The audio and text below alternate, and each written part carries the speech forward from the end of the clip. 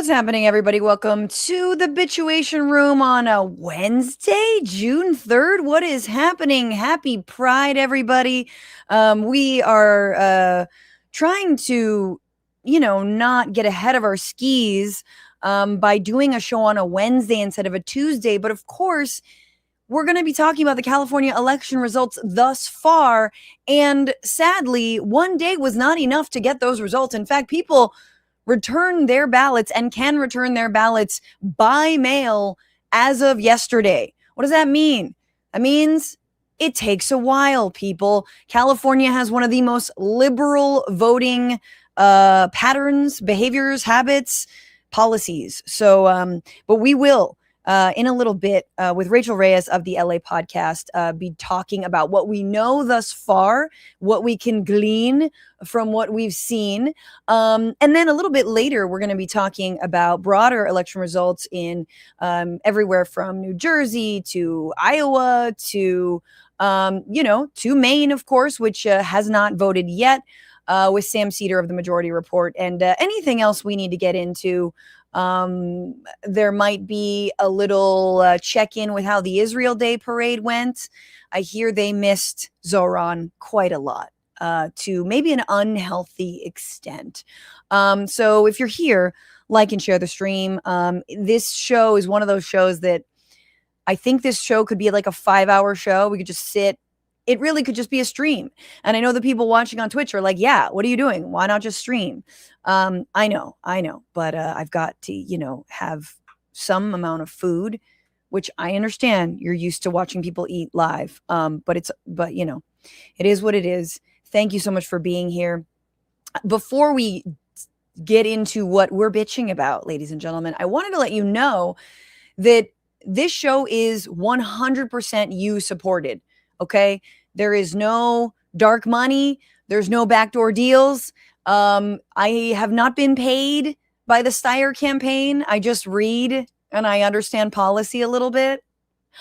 No, you all pay me through Patreon, YouTube members, Substack subscribers at $5 a month at the price of a overpriced coffee. That is how you support this show on patreon.com/bituationroom, which is my preferred method, because it's a better split for me, but also there's more perks for you, like free shirts, free mugs, free merch when you sign up for a year. And this month, we started at the end of May and we're going to June 23rd. You get a free month of access to Patreon simply by going to patreon.com/bituationroom. There is a gift link there. It should be in the description. Also, you can click it and you get it for an entire month. See what it's like. One of the things you get access to is our Ask Me Anythings, which we did yesterday, which was awesome, and talked a lot about a Dream 2028 slate, as well as board games. I kind of went on a rant about dogs, so you might want to check that out. And the other thing that you now get access to, and we've done, as of now, 4 interviews, is the series called Hot Button, which is my new in-studio interview series here in Los Angeles. I've interviewed City Controller Kenneth Mejia, who, by the way, was probably one of the most resounding victories of the election night here in California. Kenneth Mejia, again, believing in radical transparency. We talk about why LA is broke, and who's taking all the money, how we can save money, how much things cost. And it was great. So you can get that. You can also get my interview with Melina Abdullah of Black Lives Matter Grassroots, my interview with astrologer Channy Nicholas.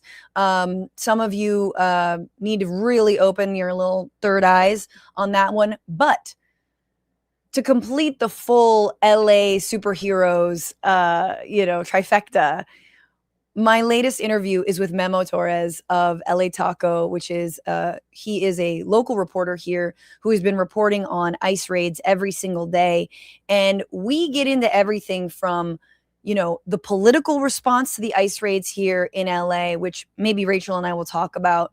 He had some strong words for current Mayor Karen Bass. And we talk about, what ICE is really about. It's not actually about immigration. Why or why not? So that was such a good conversation. I think the world of him. So everyone go check that out for free again this month. And without further ado, let's get into things. So many things, but first, this is What Are You Bitching About?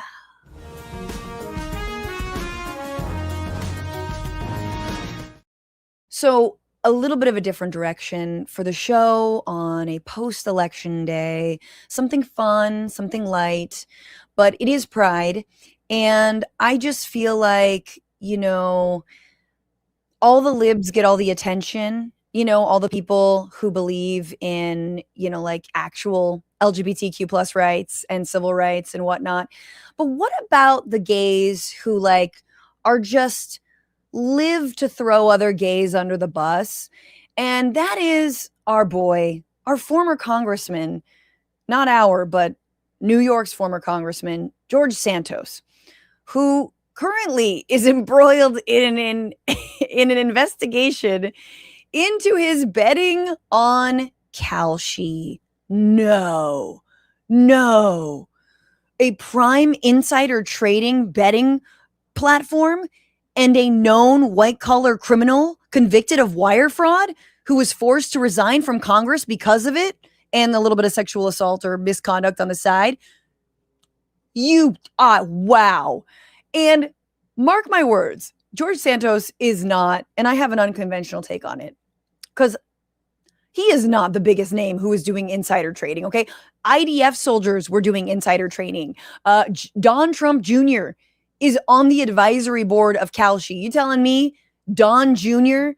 is not doing insider trading? Don Jr., these are the same people who are on Cameo. It's like Cameo, Kalshi, it's the same thing.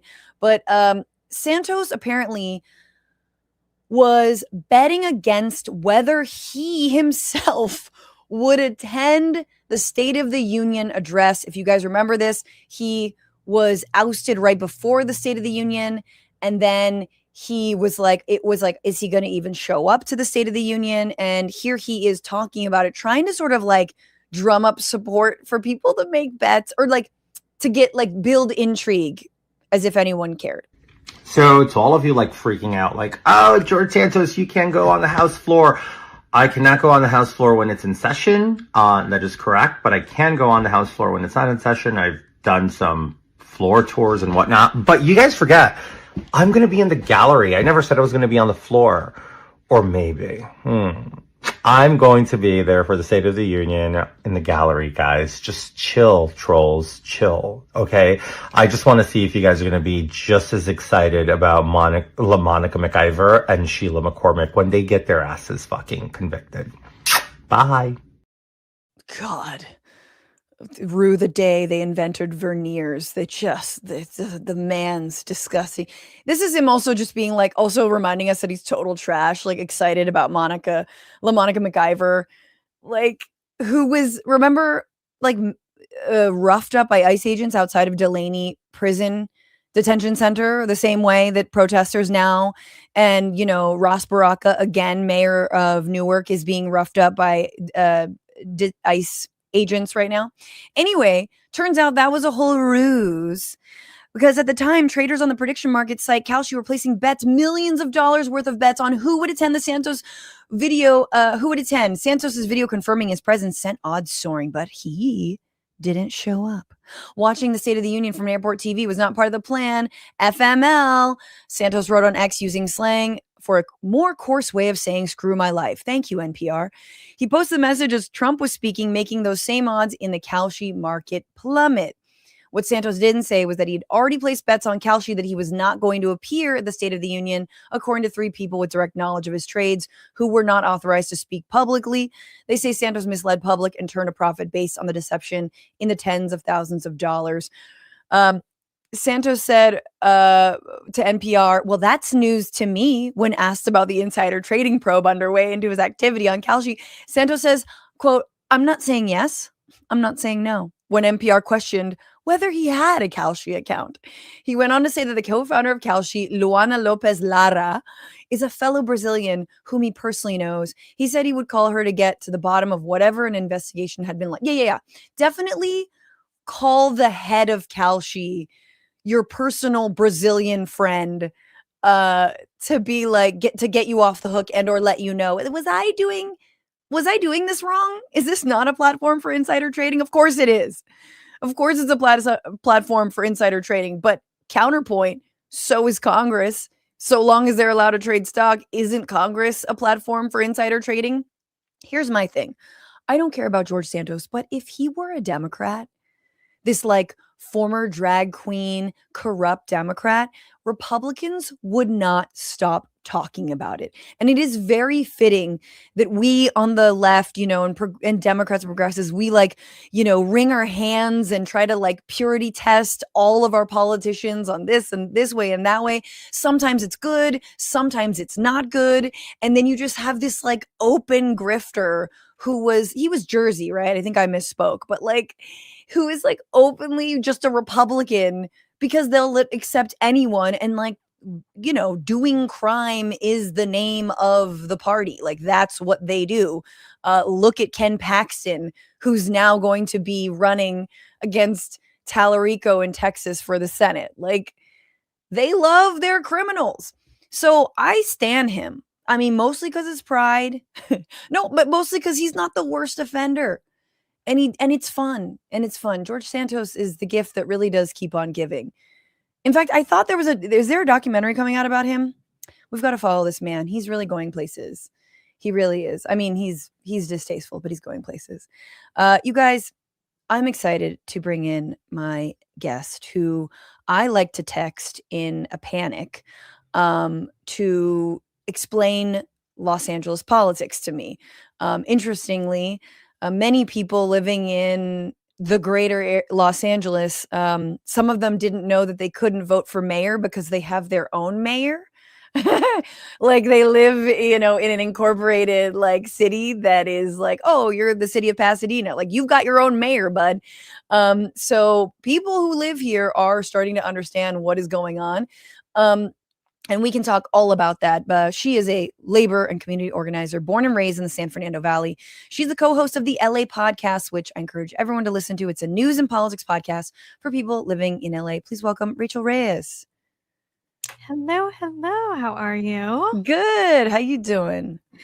I'm doing well. I'm glad you brought up that some folks didn't know they couldn't vote for Spencer Pratt, because I had a couple of friends think that they got a defective ballot and were asking me, like, I don't see the mayoral race on here. And I was like, oh, well, you live in Culver City, so you got your own setup going on. So yeah, a lot of people don't know that. I think this is another great teaching moment, especially between now and the primary. So check where you live, everybody. It really does matter. We were thinking before this, how to talk about the California election, which is not only ongoing, but also, there's so much to talk about. And so should we start from the top down, the bottom up, the local to, from LA to the rest of the country? And we will, of course, miss a lot of it. But I think before we launch in, I wanted to ask you, Rachel, I give my guests an opportunity to ask them what they're bitching about. What are you bitching about today? Okay, this is a big one, but climate change.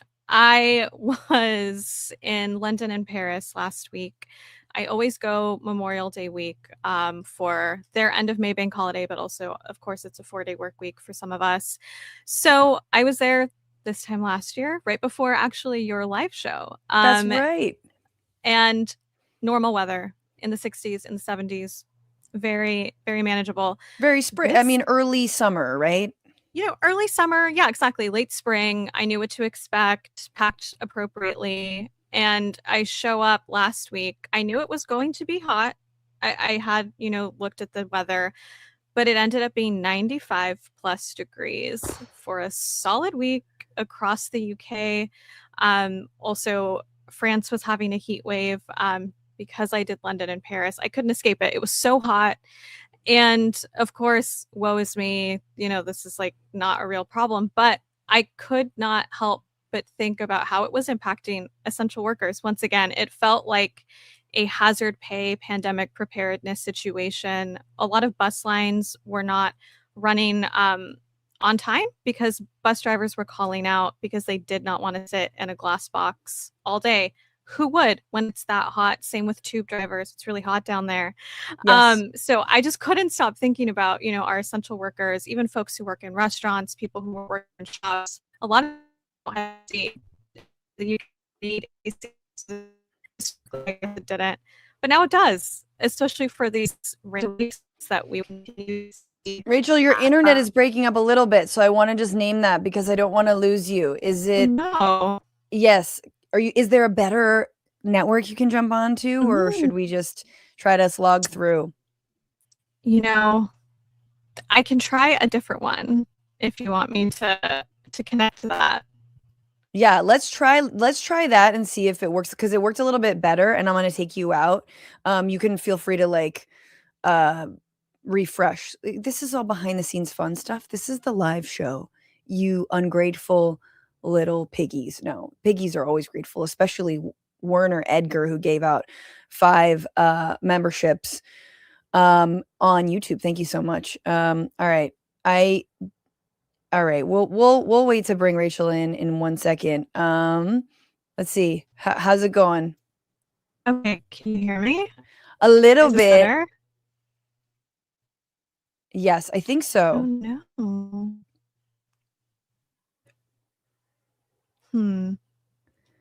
Sometimes these things don't work. You can also connect to your phone's 5G. Sometimes Yield 5G crushes it. but Rachel, let's just launch into the California election, shall we? Let's do it. I think, sorry, I'm so sorry, because I think it's still a little bit slow. If you let's see, connect to your hotspot, your Wi-Fi, your phone, if you can, and then we'll do it, because I don't want to miss a thing. So I think people outside of California who look at these early election results at the gubernatorial level, where you have Republican Steve Hilton, very much up at something like 27%. By the way, again, you have to know about California. We count our ballots slow as hell. You can drop your ballot in the mail on election day, which means it might not be counted for another 3 days. A lot of people will just bring their ballot in hand. So I want to just temper everything with that.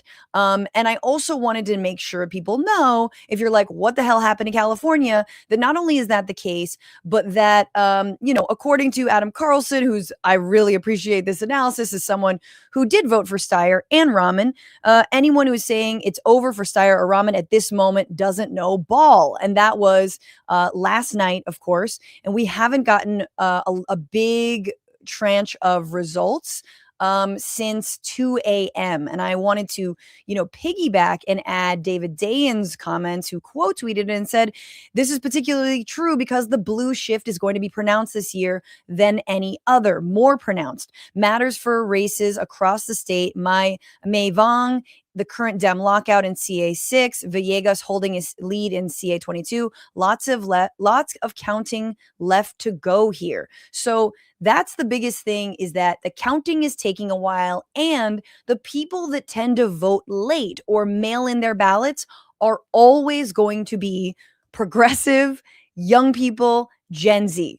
For the first time, I felt very responsible, because I dropped my ballot into in the ballot box, in the, voter drop-off box, 5 days before the election. But usually I'm the person who's like, get out the vote. You got to go vote. Everyone vote. And then I don't vote until the day of. So I am guilty as charged. Rachel, let's bring you back in here. How's it going? Better. I hope it's better. We'll work with it. The people in the audio will get it. I think that's the biggest thing. And the other thing I want to talk about with you is that there is this perception that California is progressive or is leftist. And I think that while at one point that might have been true, I think it's really important to understand that California is also an incredibly unequal state. It is one of the states with not just the highest amount of money, meaning it's wealthy, but it's the highest amount of inequality. And with the tech boom, if you will, that's not really at reciting with the sort of the dawn of the oligarchs, like, even though they might have left at this point, Thiel, Musk, Alex Karp, and Sam Altman. This is ground zero for these tech oligarchs to really throw their entire billionaire weight into these elections. And so I just wanted to give folks a sense that, like, while I would hope that California was a leader on so many of these issues, I also have to come back down to earth and be like, nah, man, it is kind of a neoliberal hellscape. Yeah, absolutely. There is such a high concentration of wealth in this state, certainly in Los Angeles, but zooming out in the state overall, as you mentioned, tech oligarchs are here. Who wouldn't want to be here? It's a beautiful state. We have great food. We have great scenery. So, of course, they're going to want to be here. This is where they dump all of their tech toys before they roll them out nationally. And it sucks and it's annoying. And that plays out at a state level, but it also plays out locally. We're obviously seeing that impact a lot of the races here in LA, not just mayor, but also council districts. So it is something that people really do need to recognize, that we are just as much under threat of a fascist takeover as any other place, even a red state. We're very much still under threat of the same exact trends that we're seeing nationwide. And I think there's there's two characters, obviously. Steve Hilton, former Fox News host, who's I'm now calling the little governor, little governor, because he's a little man and he's English. And then Spencer Pratt, which I think are not the same person. I think it's very important to understand that Hilton, while reactionary and endorsed by Trump, I don't think is full-blown MAGA, where we're gonna like look at some of the stuff that Spencer Pratt has said that is like full-blown insanity. In fact, we could even, we could go into that now, but I do want to say, I think because of what you mentioned, like that California is just as at risk of having, a far-right fascistic takeover, it necessitates Democrats that are even more transformative in their policies and thinking than than anywhere else, right? Than the sort of status quo. So a Gavin Newsom, although I'm sure would be elected for another term if he were running, but that kind of politics, I don't think is going to cut it, because for me, I see what's playing out in LA as a little bit of a microcosm for what could truly play out statewide.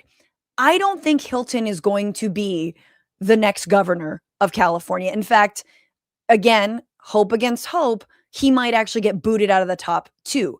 But I think that some of the policies of someone like Becerra are not equally damning, because I don't think he would say, hey, feds, ICE, everybody come here or whatever. I don't think he would maybe sell off swaths of California like Hilton could. But I think the same slow burn of corporate rule will accelerate under like someone like Javier Becerra. Yeah, absolutely. I mean, the weight of McDonald's is behind him. The weight of these really big corporations, they were behind Swalwell. He, of course, famously dropped out for being a sex pest, but all of that support went to Becerra. And I like, people really need to recognize that this is not a moment where we need blue no matter who. That is useless to us. We don't need corporate Dems, still useless to us. We actually need people who are ready to meet the moment. I hate the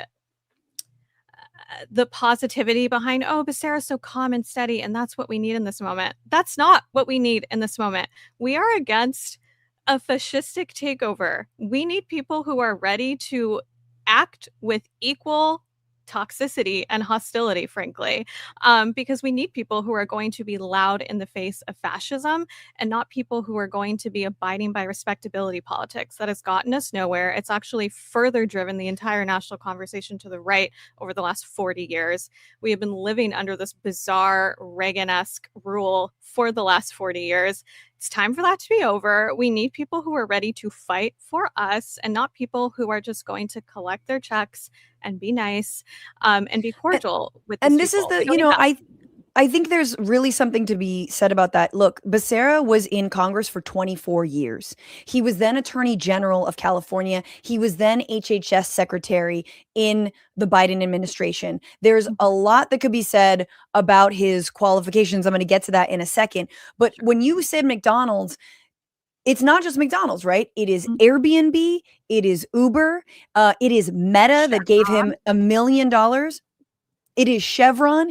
It is these companies that are absolutely terrified that we would ever not only tax billionaires, which by the way, he said he was against the billionaires tax. He also said he does not believe in the words abolish ICE, which is wild. And he had a closed door meeting with the California Medical Association, which is a lobbying organization here in the state that lobbies against CalCare, which is Medicare for all on a statewide level, something that Gavin Newsom promised, something he never delivered on. And behind closed doors, he told that lobbying firm that he would not fight for Medicare for all. So whether it's the private healthcare industry, the fossil fuel companies, or these tech companies, this guy ain't gonna do. In fact, he's going to make it radically worse.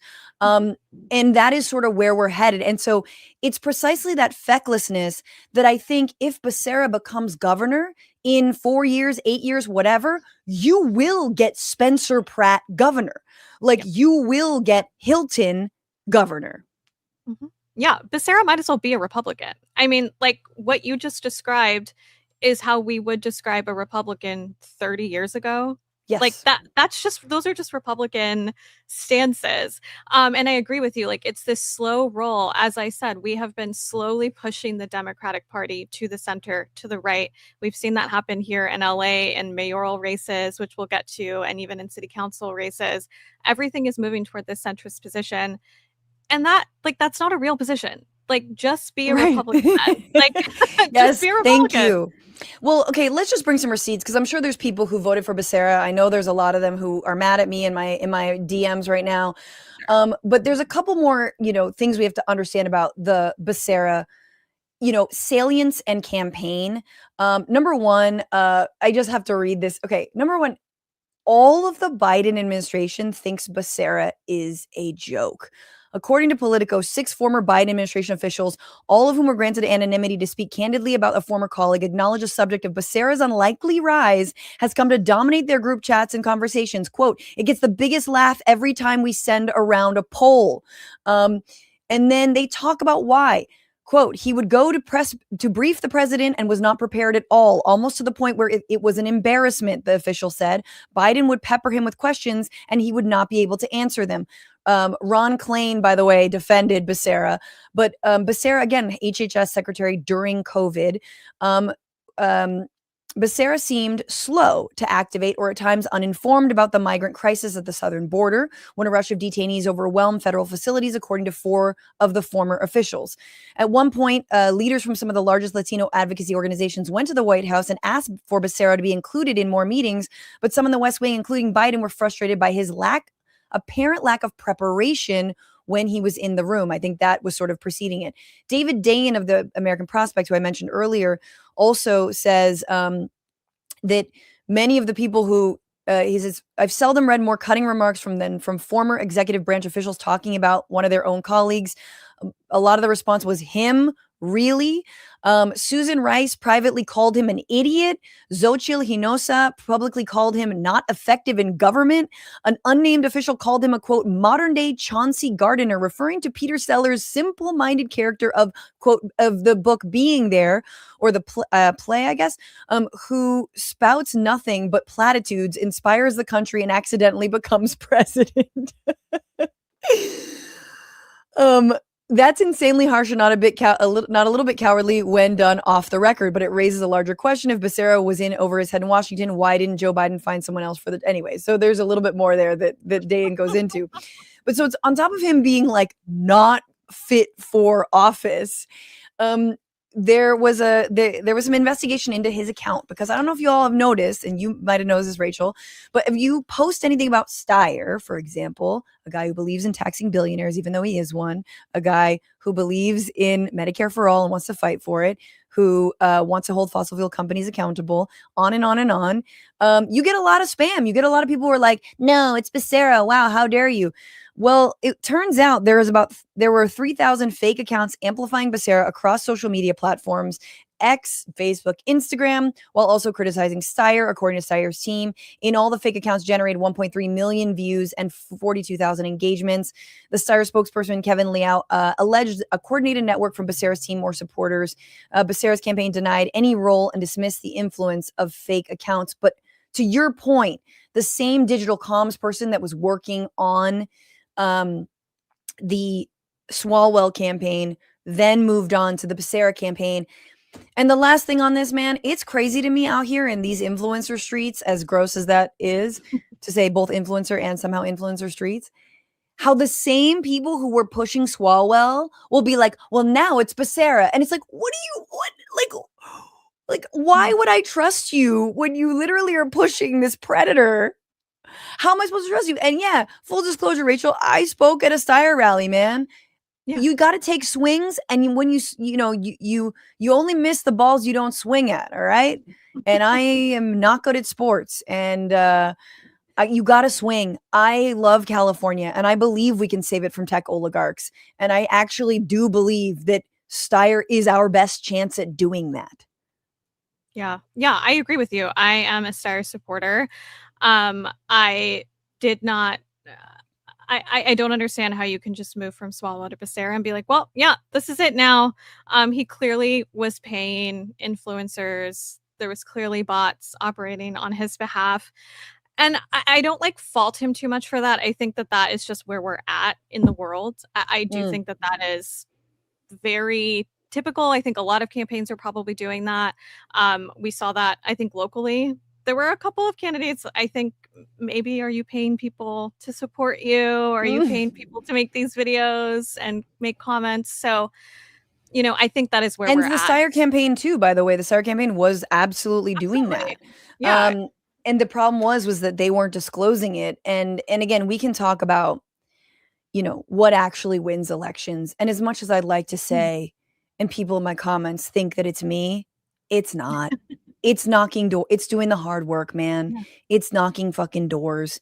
It's talking to people. And I do want to move to the mayoral race here. Yeah.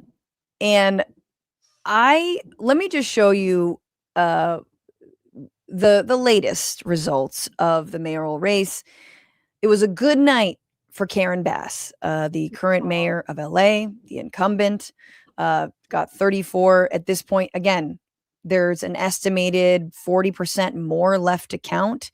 She got 34.8%. Spencer Pratt with 30.4%. Nithya Raman at 22.3%. There's a fair amount to make up, but not impossible. And again, with the late votes, I think anything is possible, including booting Pratt out of this damn thing. But just give me your take initially on Bass, the person who sort of seems to be a little bit at sea in this role, whether in terms of the fire response, in terms of the even the ice response and other elements that we have not been subjected to. But give me your thoughts on Bass and this result. Yeah, I mean, she, in my opinion, is not a strong enough personality to be mayor. Again, I don't think we need someone who's timid in the face of all that we have to in the face of what we're facing. With her response to the fires, to ICE, I just think she comes up short time and time again. This does not surprise me, though. She's an incumbent. She has name recognition. She's well known in the city. It does not surprise me. I always figured she would be top two. We would go to a runoff. I did not think she was going to win outright. But I do agree with you. I think our best case scenario is that Nithya collects the rest of these votes and Spencer Pratt is out of this conversation within the next week. Yes. Hopefully. But if not, I also kind of wouldn't be surprised if it's Pratt versus Bass because, it was also Caruso versus Bass. And I don't think that they had that much distance between them, if we're being completely honest. And I also think that someone like Caruso, his personality probably would have been better in the fires. I don't agree with anything he said, but he would have at least been stronger and more of an advocate for the Palisades, certainly. But I think the city overall, I have been so underwhelmed by Bass. That's like an understatement. I don't know what's worse than underwhelmed, but she has been super disappointing, and it's going to suck to have to vote for her in November if it's her and Pratt. But I think if it is her and Pratt, then we really need to try and figure out what motivates her and incentivizes her to push her to the left in any capacity, because I think she has not been good for the city. I mean, this is sort of, it reminds me of like all the times that the right recalled Newsom and we had to, begrudgingly go to bat for Gavin Newsom to fight against, Larry Elder or whomever it was who was like trying to be governor. And Bass is in that same situation. I do feel like Pratt v. Bass in the general is no contest, and Bass, Democrats will come out and just pull the goddamn lever or do what they have to do. Bass hasn't been so egregious for progressives to abandon her. It's again, sort of to your point, the status quo. And to our point about the governorship, I do think, comparing Newsom, as much as I don't like the things that he did, I think he's a far better leader, which I think has prevented the rise of like a Pratt, meaning like an unqualified MAGA dumbass on a statewide level. And I don't think Bass, the emergence of Pratt, to me, I lay at the footsteps of someone like Karen Bass, right? Of the sort of middle of the road way. And I just want to play a little bit of Spencer Pratt on homelessness. And there's a lot of things to get mad at Spencer Pratt about. He, is like a known, villain. Like he's a bully. He's a dumbass. He has no political experience. He was lying about where he was staying after his home burned down in the Palisades, which, by the way, being the dumbass that he is, he didn't have fucking homeowners insurance, so couldn't get the money back there. So I guess he's got to do this. He's been putting up AI billboards all over the city. And if you thought there was a shred of like, okay, maybe we can work with this, here's how he thinks about I believe, 40 to 50,000 unhoused Angelenos that call this city home. What are your plans for the over 40,000 homeless in Los Angeles? Yeah, they're not homeless. They're drug addicts. Most of these people are addicted to fentanyl and meth. This isn't Spencer making it up. Are you saying they don't have homes?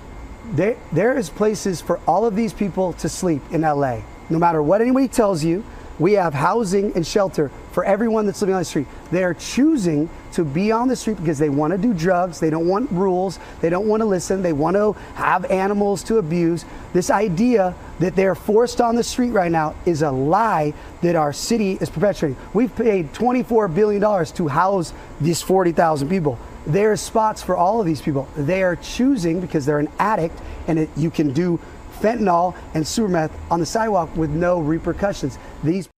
Okay, so he quite literally disputes the category of homelessness. This is a man who is homeless. Like, supposedly, he lost his home. But I guess if you were a working class person whose home burned down in a fire and you found yourself living in your car or on the street, you're just now a drug addict in his mind. Yeah. I mean, it's offensive. It's uninformed. It's a very superficial, pedestrian understanding of the problem. But I think he's only able to be where he is, getting the type of screen time that he is and attention, because we have been so ineffective at handling this problem. We have misused resources. We have made horrible spending choices. We give all of our money to the cops and the sheriffs at the county level, that we cannot address the problems like people being unhoused. We can't even stop people from becoming unhoused. This has been a known problem. This isn't new. Okay, this is not like recent in the last decade. This has been a long-standing problem because of capitalism and inequality and neoliberalism. The only reason why Spencer Pratt is even able to get airtime, is even able to be a contender, is because the Democrats in the city have been so unhelpful and ineffective in handling our problems.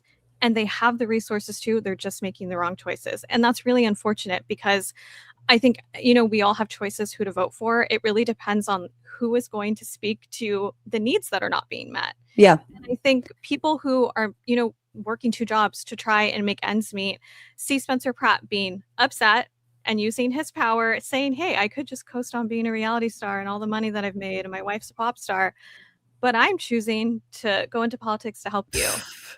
Obviously, that sounds like, you know what? Yeah, that's someone that I want to lead. Totally. And it's just like, I've been doing this forever, and you're still in the position you're in despite my good leadership. Like, no, I mean, I think that's actually right. I think that's right. And look, if you didn't think that was bad, this is his plan for what to do with the homeless people that he doesn't think exist. In fact, he calls them all drug addicts. There's a new sheriff in town. Step 5, a modern treatment facility. I've already made plans with several high-profile developers who want to donate resources to build a large, modern, and safe campus where we can administer rehab outside of our residential neighborhoods. Places with children and schools and businesses like San Pedro cannot be expected to bear the burden of hosting drug rehab facilities. In these clinics, we will rapid build modular, low-cost housing, exercise facilities, and we will not only provide drug rehab, but civil rehab. Addicts will be given job training. They will provide community service, cleaning up trash, cutting fire breaks. They will serve the communities they transgressed upon, and they will be set up for success to reintegrate into society with job skills and a sense of purpose and accomplishment. Many of the addicts on Skid Row are able-bodied people, fully capable of... I can't. It's so disgusting and dehumanizing that you have to stop it. They're fully able-bodied. You're lying. And also the idea that being addicted, like being an addict, isn't in and of itself like a disability, even if you did buy into that. But it's giving tech oligarch AI prison. It's giving like the scariest fucking solution, which again, to your point, is what happens when you don't actually house people or keep people housed by putting eviction moratoriums and keeping them, or stopping the rent gouging that has been, completely rampant and unaccounted for. You get a dumbass who comes in and is like, why don't we deport all of the homeless people? And it's no wonder he got days before the June 2nd election yesterday, he got, a maxed out donation from the co-founder of Google, Sergey Brin. He's been given, he's got money from Palantir co-founder Joe Lonsdale. Haim Saban, billionaire entertainment mogul, also gave to Pratt.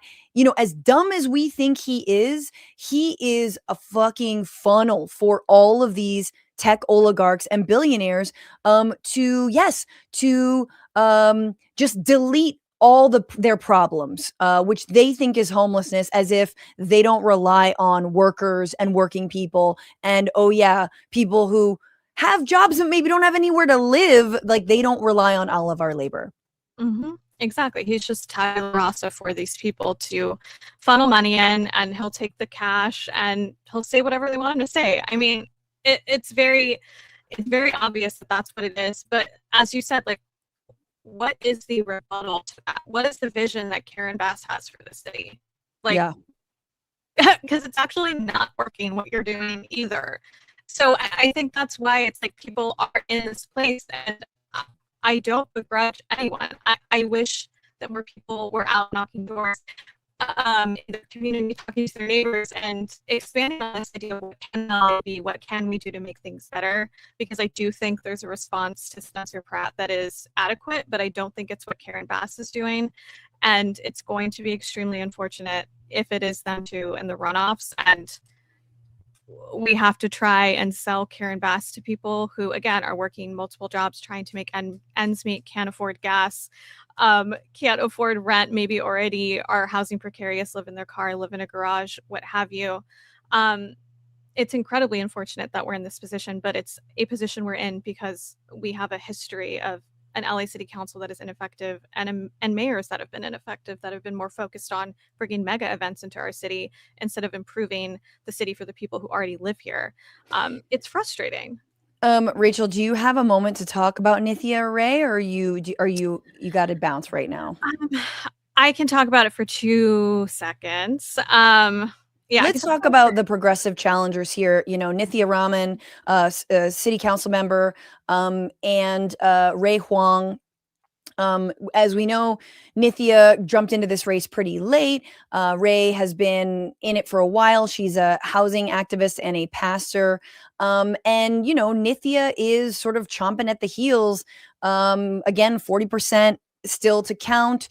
She's at 22.3. What a beautiful thing that would be to have a Nithya and Karen Bass and Raman November, and we can, yes, say goodbye to Spencer Pratt. But give me your thoughts on maybe, and again, you do the math and you see like Ray's, if you moved Ray's votes into Nithya's bucket, that wouldn't put her over the edge immediately, although again, everything's being tallied.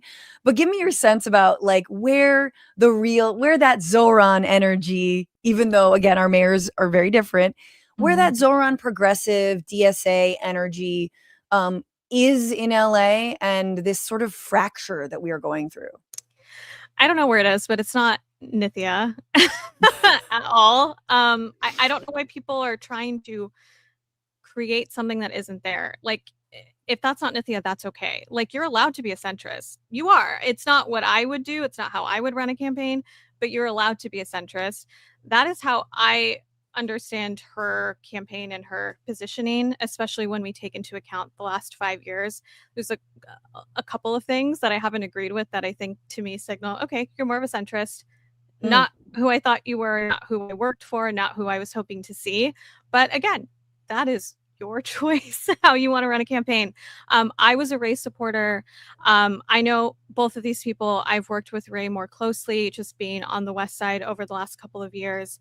And I have seen her leadership, and I think it's strong. And I think her vision of LA was a vision of LA that I wanted as a leftist. And also, this is a primary. We're supposed to throw our support behind people who we believe in and who we actually want to see action.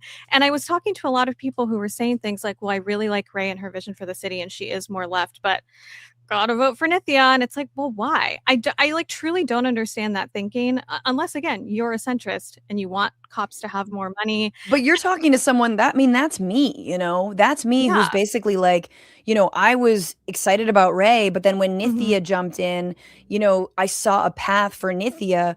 But do I think that Nithya knows why she's running? She says she's running because she hasn't heard things out of Bass's mouth that she wanted to hear. And it's like, okay, but don't make it about Bass, make it about you. Like, what are you for? You know, and I think that's the question, like, that I saw much more clearly from Ray in terms of an affordable Los Angeles that like works for everybody.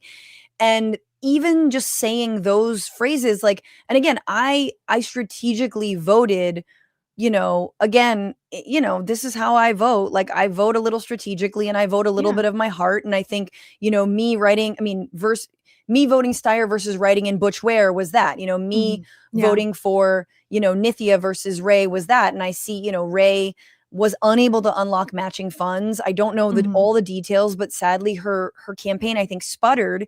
And I kind of blame it also on Raman's campaign, which I don't think even really made any overtures to the people like yourself and me who are excited about Ray. No, not at all. And I think, like, again, you can anyone can run for office. Do whatever you want to do. Like, that's literally our right. I think it's strange to endorse Bass because you say actually she hasn't done a good job when a couple weeks before you endorsed her. I also think declaring the day that, you know, the literal last day that you were able to doesn't look great to me. And it looks very last minute. I don't want a mayor who's going to be doing things last minute. I don't want a mayor who is going to endorse ideas or policies of someone else and then say, actually, no, I changed my mind. I just thought it was a little weird. And I also, you know, I heard rumblings that it was a lot of Austin Butner's folks who convinced her to run. I wasn't going to vote for Austin Butner, so why would I vote for you? I found the whole thing very strange, very odd. And like you said, it was very clear to me that her campaign doesn't believe she needs people like me or people who share the same values that I have to win. and that's great. So then I'm just not going to vote for you. No, I think You that's know? really real. I was finally contacted by the Nithya campaign when I, said something on social media about, that was negative about her. Mhm. And it's like, it's really nice that you're contacting me. I really wish you would have contacted me months ago. Right. Look, I'm not the biggest celeb, I'm not the biggest player in the game, but I would have absolutely loved an interview, and I'm here. And, I Totally. had Ray on my, live show. And so to be honest, like I just like the left in LA is not ready. They're not organized and they're not strategic and, pulling in the same direction enough to have a Zoran moment, even if, again, our mayor's office was as strong as New York's mayor's office, but we Mhm. don't have our shit together. And so to think that we're going to do this without real, pounding pavement organizing, without getting everyone on board, without whether it's DSA, whether it's BLM, LA, whether it's, the Ground game. unions, whether it's yes. Like whether it's, and I don't know, maybe they did endorse, but like the immigrant rights groups, like Cheerla, like it is a massive effort. And I don't think the groundwork has been laid to really, put it over the finish line. Yeah. Yeah. That's why you shouldn't jump into the race on the very last day, because you haven't spent time building that type of support and coalition. You like have to coalition build Yeah. before you expect to become mayor. That's just my understanding of how things work. But again, I'm never going to run for mayor, so I don't know who, take what I say with a pinch of salt. But How do you think how can Bass consolidate her support, or do you think she doesn't need to and will sort of do the same thing with the left and be like, nah, who cares? I don't think she needs to, because I think especially if it's her and Pratt, she's gonna win. You think Right. people are no, she does not care about us either. I think if it's her and Nithya, I would love to see more of an effort to try and have conversations throughout the city, conversations with Ground Game, with Chirla, with different audiences that she might not be talking to normally. I would love to see Yeah. that. I think it would be beneficial to her just to hear what other people are thinking outside of her incredibly tight circle that she only seems to listen to. Right. But I guess we'll have to see within a week to see who her opponent is in November. Rachel Reyes of the LA podcast, which I love and is always very like cheerful and upbeat. You and the pod, I love it. I also just want to mention that some of these DSA candidates like Eunices Hernandez and Hugo Soto Martinez did win their race, Outright. re-election outright. And I'm someone who I'm a big Eunices stan. Like I think she's got just incredible leadership skills. And, we saw her speak, she had some national shine when she spoke at the Fight Oligarchy tour for Bernie. Hugo Soto Martinez was out there with me at the Steyer rally, man, and I just feel also that those are people who are pounding pavement, who do have local roots, and they have people, if and when they were to run for something, they're going to build that coalition. So we do have some awesome local fighters. Faiza Malik over on the west side looks a lot harder against Tracy Park. So that's, something else, although I love Faiza. And of course, Marissa Roy, city attorney, is going to November. So everyone needs to ride hard for her. Kenneth Mejia won over 50%. So we got our LA controller with his corgis and his cuteness. So anyway, Rachel, thank you so much for stopping by. I appreciate you. Thank you. Take care. And thank you all for being here. Let me read a couple comments before I bring in my next guest. One thing that needs to be said is I think it's Jersey has ranked. We don't have ranked choice voting throughout California. San Francisco mayor's race does, not Los Angeles, not the governorship. Like what are we doing? Why? I think that's the other thing. It's where's our Zoran? Where's our Zoran? Well, Zoran needed the ranked choice voting. That was very critical to his win. So I believe someone's putting it on the ballot at some point. Some billionaire, no billionaire would put that on the ballot unless it's my boy Tom Steyer. Again, the harder people troll me for liking Tom Steyer, the more I'm going to actually love him. I don't give a shit, man. Hulkenbreak says, I was just thinking how many wins we got in the last few weeks and months, and then these Cali results. Again, the Cali results are not actually full results. So hang on. Donald James, that's a problem. It is a neoliberal state, but it's also a working family conservative state. I don't know what you mean by that. I don't know, man. I'm hearing that anecdotally, even though Pixel Snob says I'm in Orange County, there's a lot of silent MAGA here. I hear that like Central California is kind of like a sleeper. Randy Villegas is like a, Bernie endorsed kind of lefty candidate. Like they're kind of sleeper doing better populism than the cities, which does make sense, right?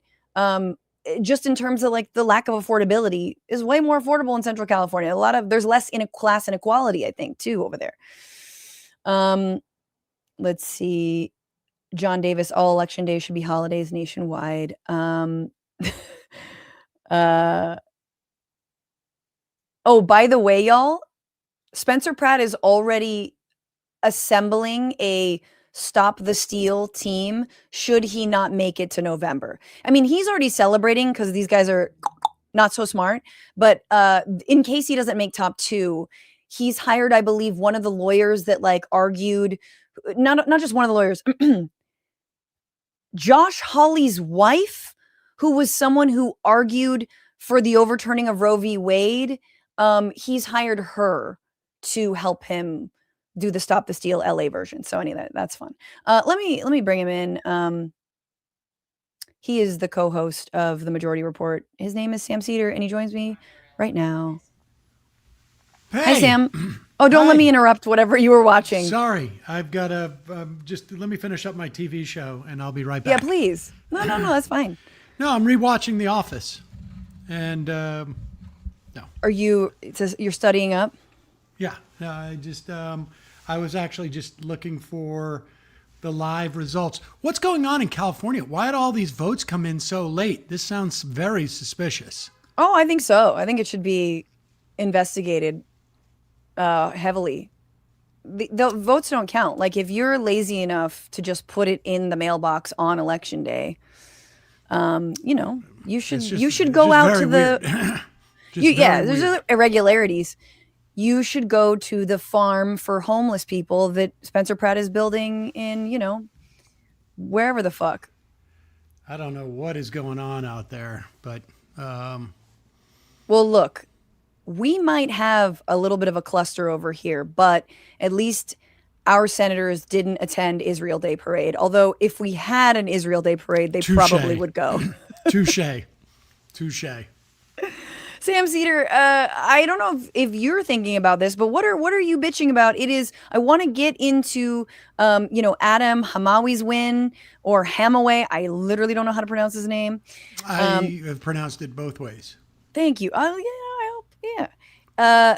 I want to get into his victory. I also want to talk about, what you think of, which kind of Democrats are teeing up against which kinds of Republicans. But is there something else beyond this electoralism that we are forced to be trapped in that you are bitching about? I mean, the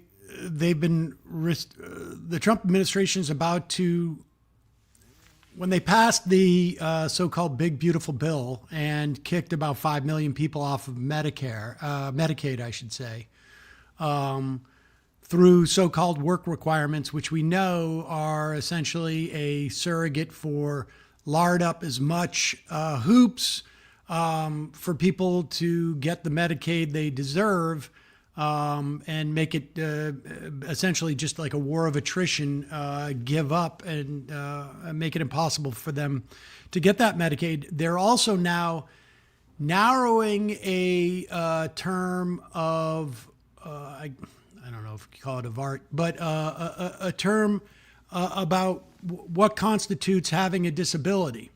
Fun. And that it's unclear how many more people will lose their Medicaid because of it.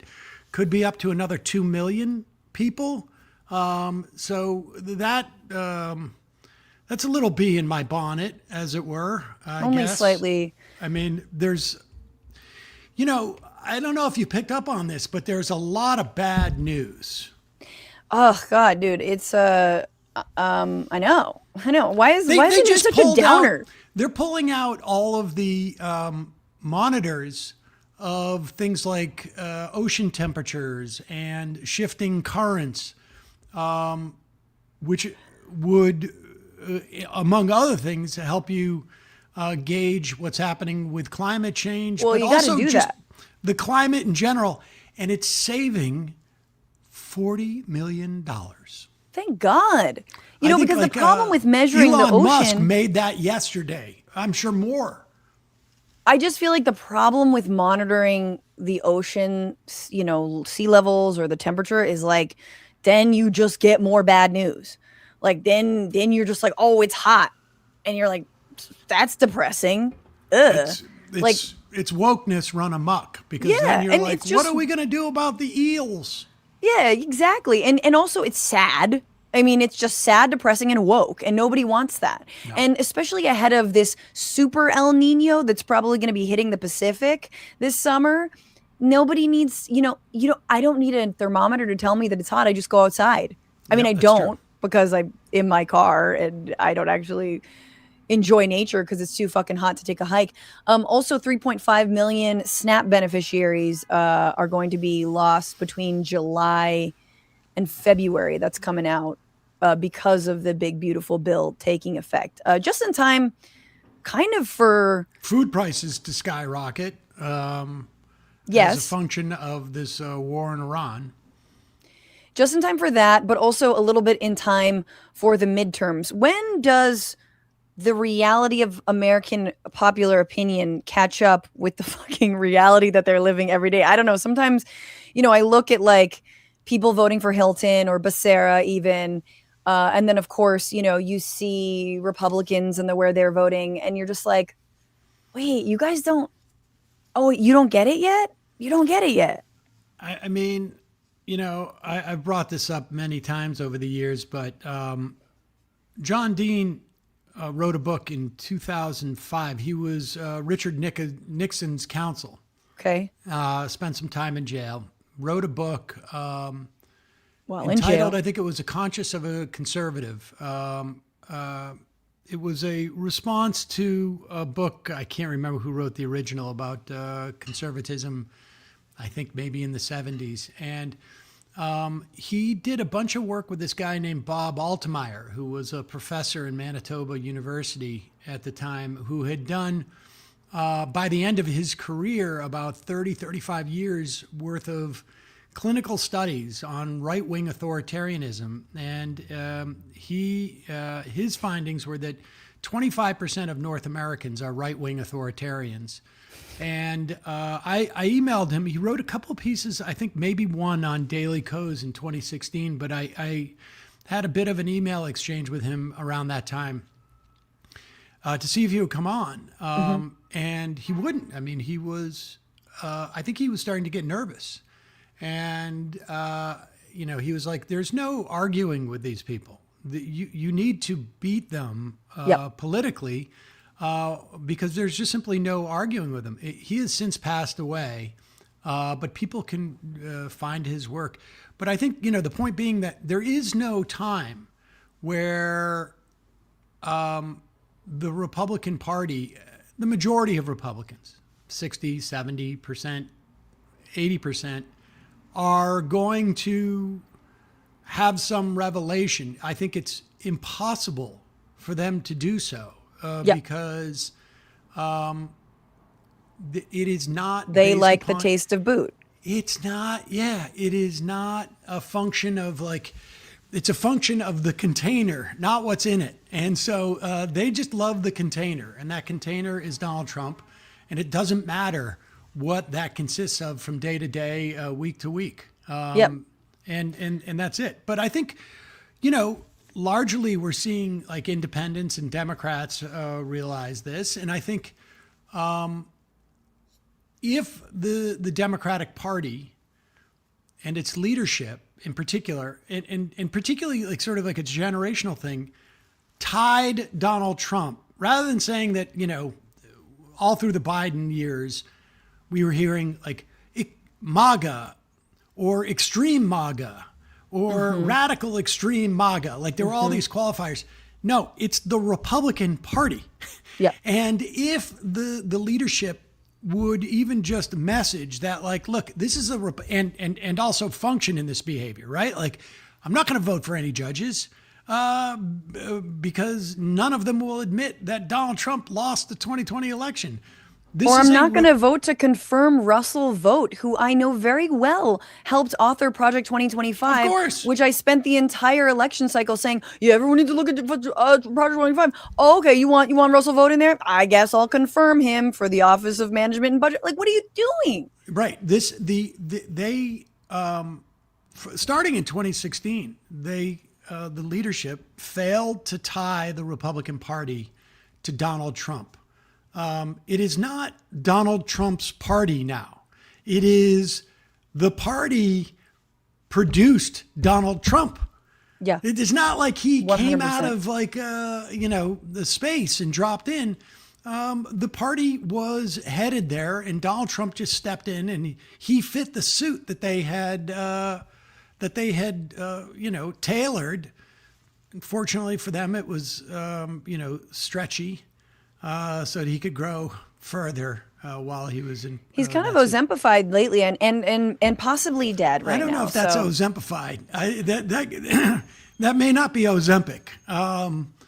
That could be illness. Oh, it's the fat shot. Well, I before we do talk a little bit more about Republicans, I want you to know that has been missing because he goes to the doctor so much because he likes hearing how healthy he is, according to Dr. Oz. Yes, go ahead. Hey, I just wanted to follow up on her question behind me. If the president's in such perfect health, why does he keep going back in for checkups? I think he likes the results. He does really well. He aces the test every single day, and I do actually believe that he is curious to make sure everything is going in the right direction. He's a very meticulous person in so many ways that are often underappreciated. But for him to want to know all the numbers and keep on top of them, it's the same reason he calls people at odd hours, because something's on his mind and he wants to deal with it. Yes, in purple. I have started getting mammograms, and after I get the results that say, there's nothing detected, I'm like, you know what? Can you smash my breast one more time? That's funny you say I that. love the results. I am going in for my second colonoscopy this week, tomorrow. Yes. But you're second elected, right? Like you're doing them all the time because you just love that. For number one, you love drinking, the stuff that makes you shit, obviously. But number two, you love the results, which are like your colon. There's nothing looks so good. More reassuring than doing multiple colonoscopies a month and having it come back still looking good. No polyps. We all do that. Okay, well, yes, I had an astrologer, Channy Nicholas, who's wonderful on, much to the chagrin of some people who do not like anything mystical, but she doesn't think that he makes it past August. And I've had people comment on that, and I would be surprised if he's around this time next year, but who knows? I mean, he's going to be 80 very, very soon. We're going to have a UFC fight to celebrate. Let's just stick on the Republicans before we sort of lay into the Democrats. But last night there was this primary in Iowa. This guy, Randy Feenstra, endorsed by Trump, rode hard for Trump. He lost to a guy named Zach Lawn, and Zach was I guess he was running on the make Iowa great again. I mean, literally it's Trumpian things. I can't remember if there were other candidates. I don't know if there are other candidates who lost who were Trump endorsed, but other races, whether it's Bill Cassidy losing, Senator Cornyn losing to, John Cornyn losing to Ken Paxton in Texas, pretty much to your point of Republicans being sort of the party of Trump, we're seeing that bear out. And I think question I have for you is the Thomas Massie race and the way that Massie was ousted by, his voters, but also the most expensive primary in history, I think, which is insane because it was AIPAC spent real hard against Bowman and Bush, back in 2024. That was but the second and third most expensive primaries. Here they go against a Republican what do you attribute that to? Is it just the money, or is there something about, like, do you think Republicans actually do care about Israel and Epstein? Or now that their party has told them we don't care about Israel and Epstein, they're like, oh, okay, cool. I mean, I'm sure there are some, and I think increasingly younger people in the Republican Party. It's hard for me to know what the basis of their issues with our support for Israel is. I don't see like it coming from a place of like a Palestinian liberation. No, But not a lot of I mean, keffiyehs. I mean, Candace Owens hasn't worn a keffiyeh yet, but we'll see. right. I mean, and which is, I will take help, if that in some way helps constrain our support of Israel. We had somebody on the program today from the Quincy Institute outlining that there is a 4-page provision in the 2027 National Defense Authorization Act, which is essentially a backdoor around aid for Israel. It more or less melds much of our military supply chain and processes with Israel. And I mean, honestly, it's insane. We have nothing like this. There are like some like limited programs where we share some assets with NATO, Sure. But it's all very limited. This would just be across the board. It would be essentially the impact of it. I think would probably like sort of like on a dollar for dollar way, if there was a way to measure it now. I mean, it's sort of hypothetical, but it would be far greater than the amount of aid that we provide for Israel. But it's more like services in kind, and more like we're taking on a business partner. Maybe there's enough young people in the Republican Party where they'll get some type of blowback. I don't know how much they're talking about it in Republican circles, but I think listen. I mean, to that point, you've got Garden Grove over here in OC, which had an evacuation order for 40,000 people because a chemical plant was making, it's a military contractor, GFX, I think, or something like this, that's making F-35s for Israel. Also the United States. We shouldn't forget this is the military industrial complex, but like those kinds of things of like, oh, we're just going to vote to make our budget's one, and we're going to probably like eminent domain your home so we can build F-35s to attack Iran. Yeah, I mean, and so, maybe that will motivate some of the Republicans, but I think like when you look at Massey's race, older people really decided that race in Massey's district. But yes, there's a real dynamic where you can have, I don't know if Massey falls into this category, and I guess I'm thinking more in terms of like Democrats. Like, there was no amount of money that was going to save Andrew Cuomo, but that was not just a function of Andrew Cuomo. It was a function of Mamdani being a great candidate, and not just in terms of like the way that he presents himself, but a great candidate in terms of having an infrastructure, an organizing infrastructure, a theory of organizing and a theory of change. That, and by theory, I mean like literally and executing it.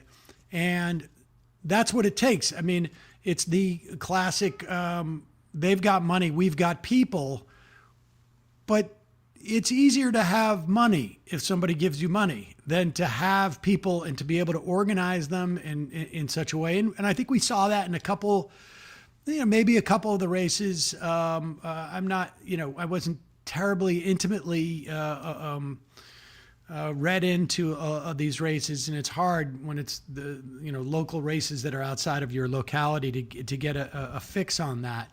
But right. That's the dynamic. If somebody's going to dump in that kind of money into a race, I don't think that Massey had the organizing, right. He's chops. Going. I mean, look, Ro Khanna just won his primary, and he says he supports a billionaire tax, and that would apply to some of the billionaires in Silicon Valley. I think Ro Khanna is an interesting guy, and I mention him because he and Massey have teamed up on, Epstein stuff specifically, but he's an interesting guy who, like, the world, Silicon Valley isn't Silicon Valley of 10 years ago. It's not just like, oh, we want to innovate and we want to help and we make a little bit of money. It's like, no, we want to control you. Thanks. So, like, it's nice to see someone like Kana, who I think years ago I was much more skeptical of, sort of like see the line in the sand and be on the right side of that line. But also he's gonna need people in his district, and it seems like he maybe does have them. I want to move to like some of the good things that happened last night. I've talked a lot about California, talked about Republicans, but let's talk about Adam Hamawy in New Jersey, who kind of ran away with this race, and in a safely blue district, right? Very, very blue. Very, very blue. But he's a former Army doctor. I want to play this clip actually from Emma interviewing him. He's a former U.S. Army doctor. He went to Gaza to help there, and then sort of that, seeing the lack of response, politicized him into wanting to run for office. So I've been doing this for over 30 years. So in addition to being... This is really, really low. Do you want to say something? Yeah, I just wanted to say, there's also this other backstory that he was an Army surgeon and saved the life of Senator Tammy Duckworth. And it's a crazy story. And when he was stuck in Gaza and could not get out, it was Duckworth intervening that got him out. So he's sort of been in like a lot of places. I don't know how else to say that, but right, go absolutely. I think I remember that story. Here's the part that I liked. So he explains where he was and how it kind of shaped him. So I've been doing this for over 30 years. So in addition to being a combat trauma surgeon in Iraq with the U.S. Army, I've also volunteered in war zones all over the world.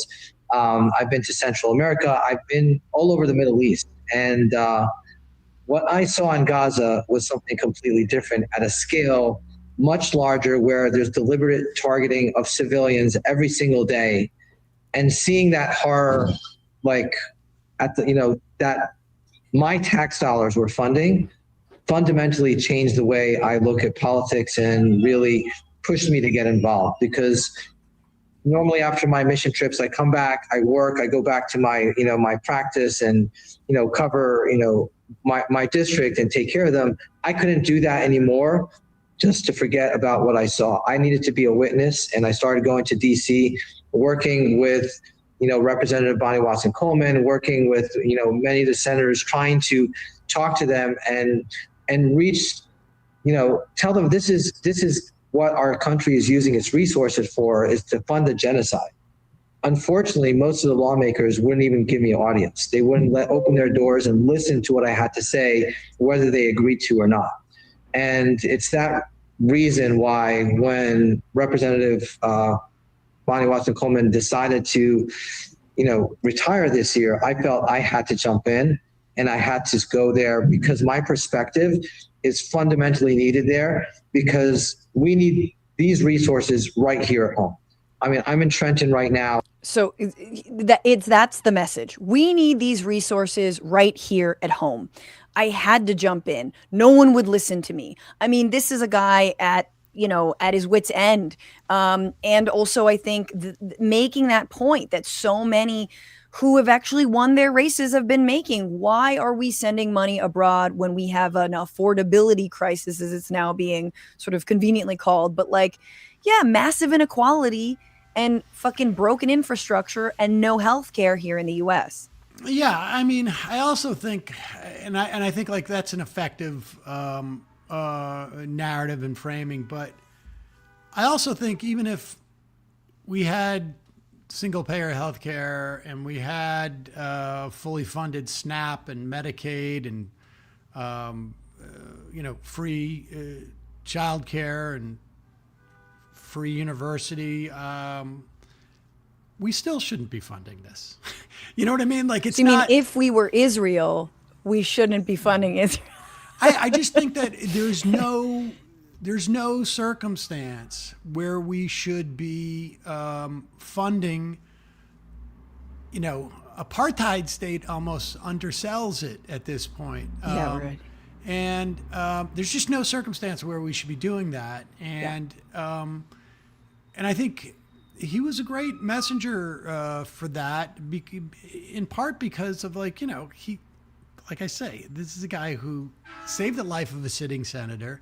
He wouldn't leave Gaza until his entire team was able to leave, because they were also, stuck there and not being allowed to depart. And I think in part maybe because they were afraid that he would come back and bear witness. I mean, these doctors, we've interviewed a bunch on the show over the past couple of years, and it's just harrowing to hear them speak about what has taken place in Gaza, and it's only gotten worse.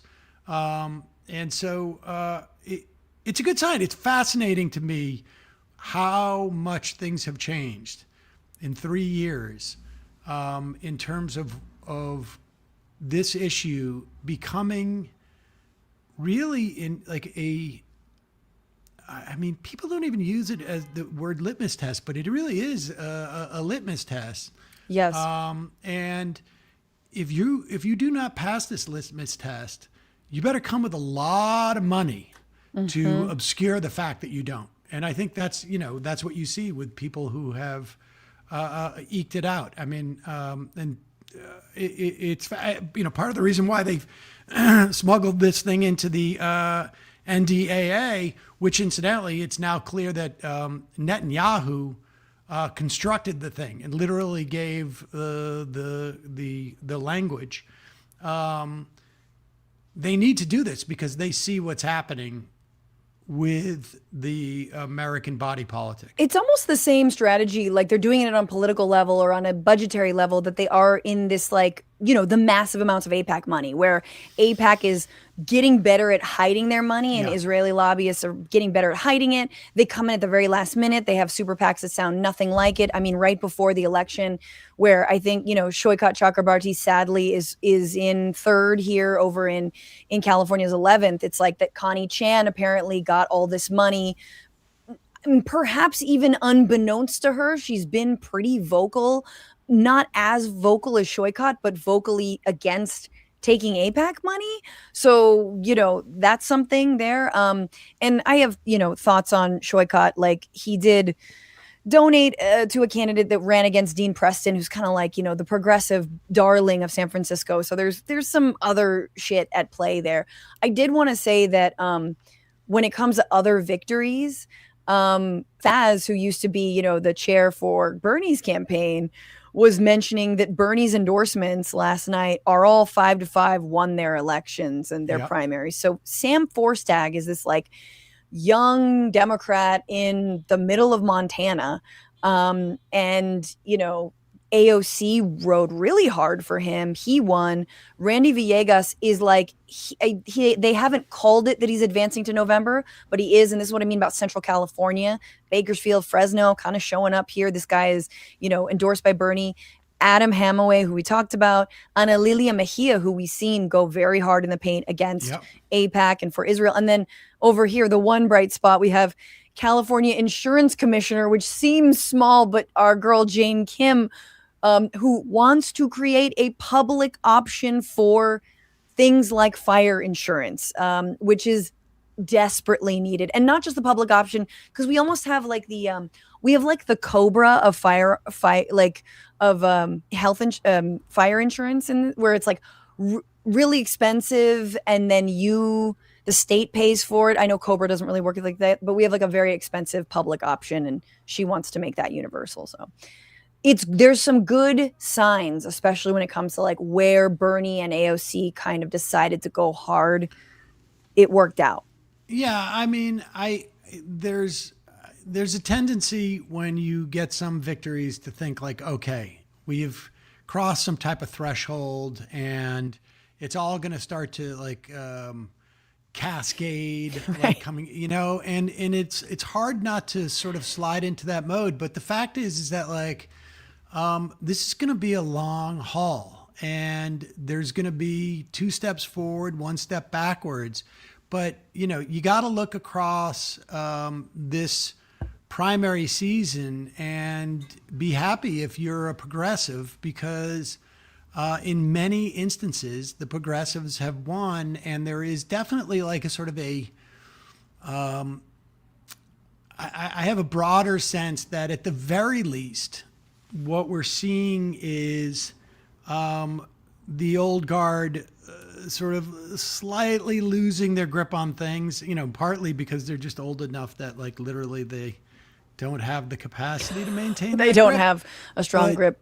And so, you know, what we're, you know, my hope is within, 5 or 6 years, we're going to have, and it may happen quicker, a Democratic Party where there's definitely the ideological lines are still going to exist, without a doubt. And both in terms of like corporate Democrats, and we're still going to be fighting about Israel on some level.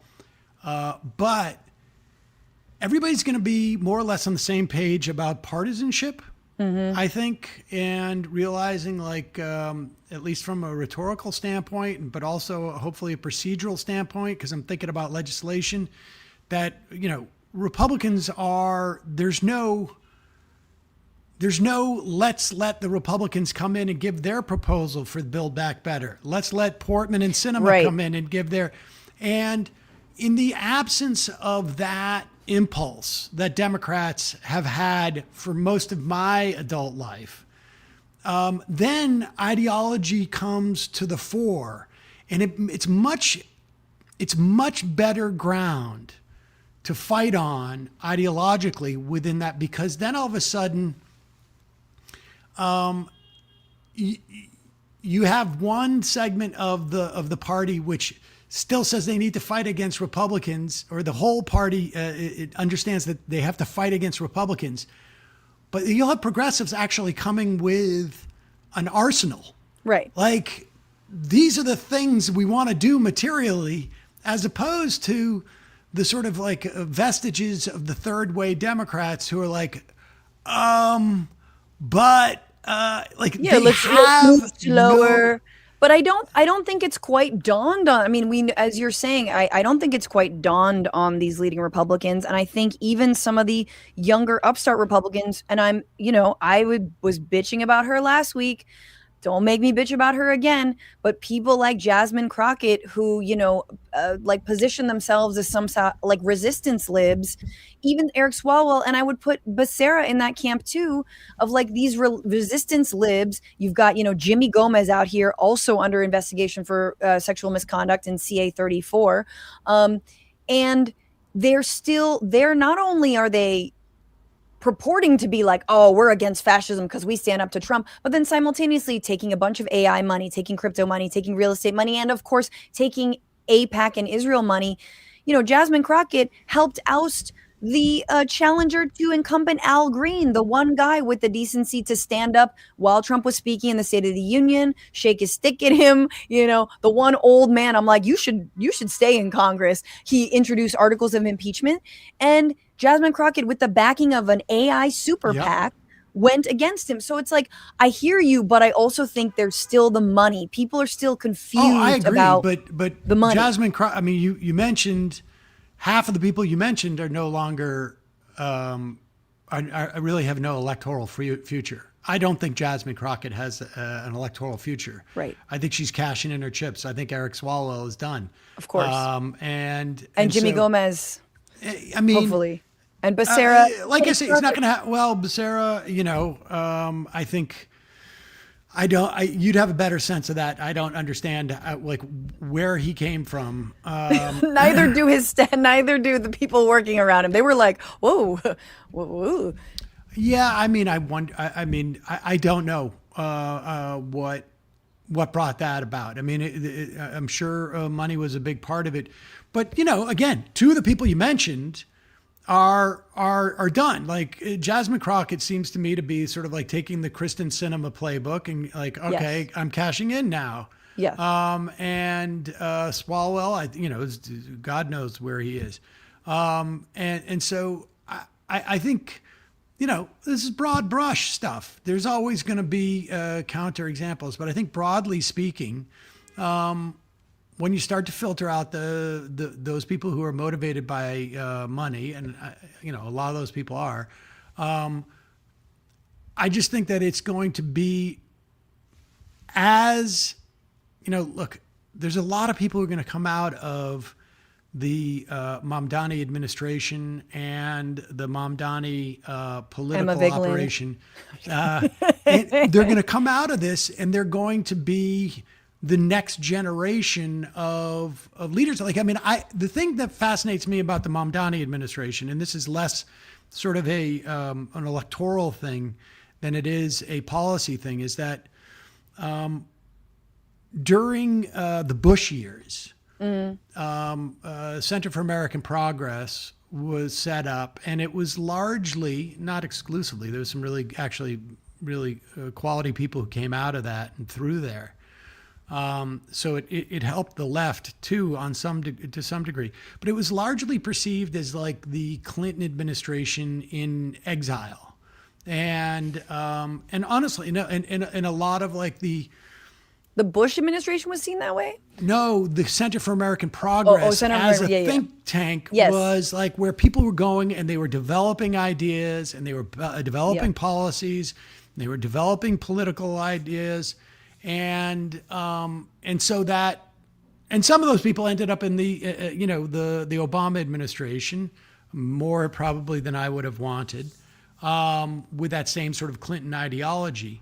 But now the Mamdani administration, in many respects, is the left's analog to that.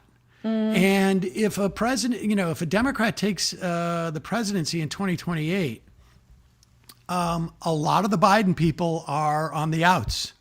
Yeah. Some of them are desperately trying unless it's new. I think, let's just start the movement wise. I think Mamdani is like Bernie 2.0. It's like millennial Bernie, which is a Bernie who and a person who has lived in the wake of the failure of neoliberal capitalism, period. And while leading Democrats just want to call it affordability crisis, it is the vestiges of failed neoliberal policies, as is Donald Trump, as is fascism, a reaction and a result of failed neoliberalism that, again, neoliberalism applies both to Democrats and Republicans. You can be a neoliberal. Most Republicans are. Trump might not be, as he tries to force his his tariff war on everybody. But to me, this midterm, Sam, I see it more bird's eye as this is last stop to guillotine city. Do you know what I'm saying? This is why I supported Tom Steyer, because I'm let's give this Ebenezer Scrooge one last chance. He's actually done a lot of good things, and he's saying the right things, and he's got an incredible policy plan. Let's give him this chance. I didn't say it at the rally, but I was going to. And if he doesn't make good on his promises, you know what I'm saying? It's guillotine city time. To me, this is the last election. It feels, I know I don't think this is the most important election. It almost just feels like one of the last elections of do we even know if it will be free and fair? And if it's not, what's the reaction to that? And also, if Democrats can't get out of their own way or let this next generation lead, what happens there? And we could go into talking about Platner.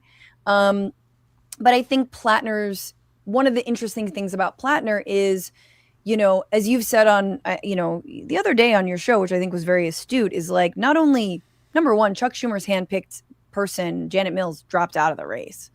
She was I don't have the money. She dropped out. The primary is next Tuesday. And Democrats don't have any other options. Apparently, is there one other? There's there's shit out of luck. There's no other option. Look, what happened in Maine was the idea of Mills scared everyone else out of that race. Everyone else who had a chance to marshal a Senate-wide race. That's, if you look at the Maine governor Democratic primary, there's a half a dozen people in there, and 3 or 4 of them could have been legitimate contenders for the Senate seat. So, I like Platner's politics, and as a candidate, he's obviously flawed to some degree, but and I think it remains to be seen, how big of a degree that is. But it's a fait accompli now. I mean, he's going to be the nominee.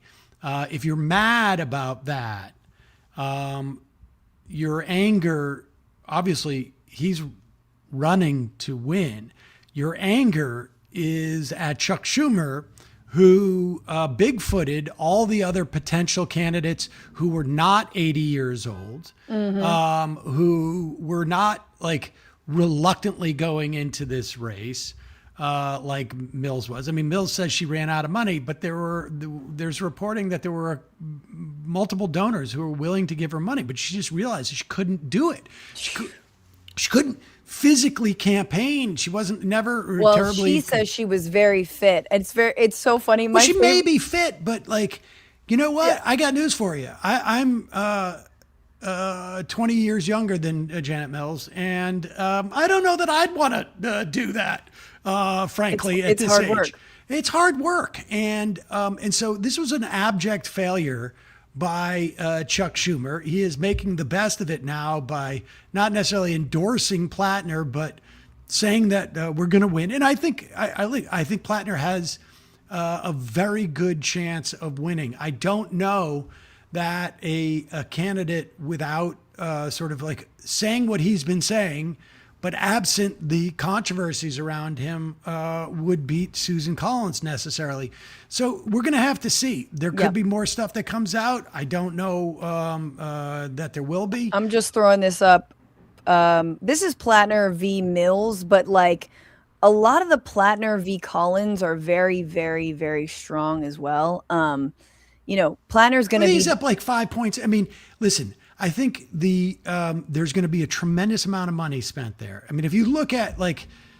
Well, specifically, there's going to be there is a lot of AIPAC money. Collins is hoovering up the Israeli lobby money. There's going to be a huge amount of money. The difference is that like and I think this is why, how Platner responds to these controversies and whether there's more stuff that comes out is so crucial, because Platner's going to be relying on an intense enthusiasm from at least a core of volunteers that could be in the thousands in Maine. And Maine is a small state. Like the money, this is the problem also that like Cuomo had with Mamdani, to keep going back to that, is that Cuomo had a ton of money, but at one point the money it has diminishing returns. Right. And particularly in a place like Maine where, you're going to have an obscene percentage of people who are actually going to be face to face with Platner by the end, by November. And you have just a bizarre number of people who know Platner personally or know his, my buddy worked with Platner, whatever it is. And so money can only overcome so much of that. It's really going to be a question of whether he can maintain that level of enthusiasm. I mean, I met, again, to just, use the Mamdani thing. Obviously, New York is not Maine. But I came across one person on the street handing out Cuomo things. I remember exactly where this was. I was like, I was going to see a doctor. I can't remember what I was doing up there, but I was on the Upper East Side. It was like on Lexington and like 68th or something. I come out of the subway. I start walking up. A guy is fairly young, probably early 20s, gives me a Cuomo thing. I'm like, thank you, because I'm looking to read it. And then I go up a half a block and I'm like, wait a second. I walk back to him. I go, why should I vote for Cuomo? Mm-hmm. And he says, I don't know, man. I'm getting paid. Right. And that was it. And like, are you kidding me? Like, you can't get people to hand out flyers for you for nothing. Like, I could see you paying volunteer coordinators. Right, but, exactly. But you don't have people or to at go least out. They're not trained. I mean, come on now. You got to be trained. Give them your little spiel. Well, I mean, that's the thing is that, or you don't need to train them and they know, they have a reason why they're voting for him. He wasn't even, he couldn't even be bothered. I mean, Mamdani had something like 50,000 volunteers. And that is, if they I can't remember how much he won, what his winning numbers were. I want to say like 600,000 in the primary. But I mean, think about that. 50,000 volunteers. All you got to do is have these people go home, tell their family. Yep. And you have, like, you've got this all you little got to do is army. convince your family and you're there. That I think is the real thing. Look, I think I have always been a little 80-20 on Platner, like 80% yay and 20% but also who cares? It doesn't matter how I think. It matters what Mainers think. And I think kind of like Mamdani, it doesn't really matter where the Democratic Party machinery lies. If he wins, it will be in spite of that machinery that does not want him there for, because of what he's saying about Gaza, because of what he's saying, don't look left or right, look up. He wants to hold, talking about the 1%. But, he does have like a fair amount of shit that he should probably answer for. But no amount of me like chiding or like vote shaming is going to change what like a Mainer who's struggling to like, make rent every month, how they're going to vote. And so, we're going to face, I hear there's whispers of like some other report, this week it was like the sexting. Obviously it's the like Reddit comments and the, and the tattoo and everything. But it's like at the end of the day, like all of the browbeating may not overwhelm the fact that he might actually beat Susan Collins's ass. And wouldn't we want that? And so then the question becomes, are we dooming him to be a Fetterman? Are we dooming him and others to be irredeemable? Absolutely. Do people who are not like, a straight white guy not get second chances? I absolutely think no. I think because of his identity, he is getting second, third, and maybe fourth chances. So it's a little bit of like, and what? Like the question doesn't become like, should we condemn, but like, and now what? How do we work with him if he does, and hopefully become the next, a senator from Maine? Yeah, I mean, there's two, I think, sort of, it's important to make a distinction, I think, in assessing him. One is, do these revelations, purely from an electoral standpoint, hurt him electorally? Mm-hmm. And I think the Reddit stuff and the tattoo stuff, I think it was quite clear, I don't think did at all. Right. And these revelations about him sexting while he was married, I think probably do hurt more than the other things because of the timing. Like he had a narrative of like, this was in my past and this is, right. This has happened more recently, and it makes it harder to sort of like feel like, his bad behavior was in the past. I mean, so that's just, strictly an electoral analysis. Will that make him, will that prevent him from beating Susan Collins? And, I think we'll tell with the polling that comes out, in the wake of this. And again, this is presuming there's no other things. Insofar as like the question of is he a Fetterman, I am much more confident that he's not. I mean, there's like the existence of the tattoo to me is a piece of evidence as the question of like, is he a Nazi? Right? Like, I mean, it's not like, that's what it is. I mean, and for some people it's like, was he like a sort of a bro-y, drunken idiot? I think he would be the first one to say that, yes, he was a bro-y drunken idiot. I think that's pretty obvious. I'm quite sure he is not a Nazi.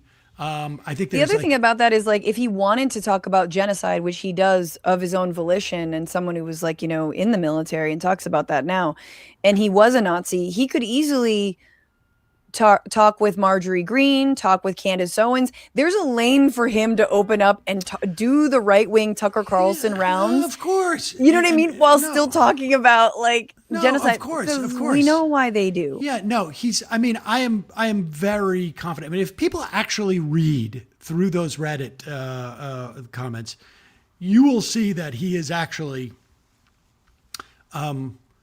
significantly to the left of maybe anybody else in the Senate. Well, here's an AI ad that Susan Collins, one of their PACs, put out. It's very short and it's very funny, and it does kind of go into those comments. Living in white rural America, I'm afraid to tell you they actually are. I got older and became a communist. Still got the guns though. I don't trust the fascists to act politely. I did used to love America, or at least the idea of it. These days I'm pretty disgusted by it all. Feel free to back it up with facts, This was the gayest, not in a fun dick-sucking way, thing I've ever seen. That was the gayest thing I've ever seen. That was up there. Not in the.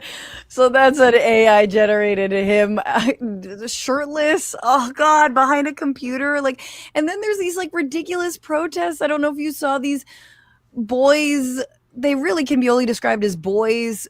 Some of them are trying to mimic, I guess. Oh yes, we were mocking that. We were mocking this in the office. Brian on my show is from Maine, and like the idea that there were Mainers who came down to DC, like, you know, I was supposed to tend to the blueberries, sweetheart, but you do that, and I'm going to take a bus to Portland, and then I'm going to take a bus from Portland down to Boston, and I pay for the local train, and I'm gonna head down there and give a piece of my mind to Graham Platner because I'm gonna be shirtless. This is the Brooks Brothers riot crew. 100%. That's who that is. 100%. These poor little like staff aides to Susan Collins. But you know, like this is the interesting about this. Like that type of stuff would work maybe if we were talking about New York State. Or if we were talking about California, or if we were talking about like a bunch of other states.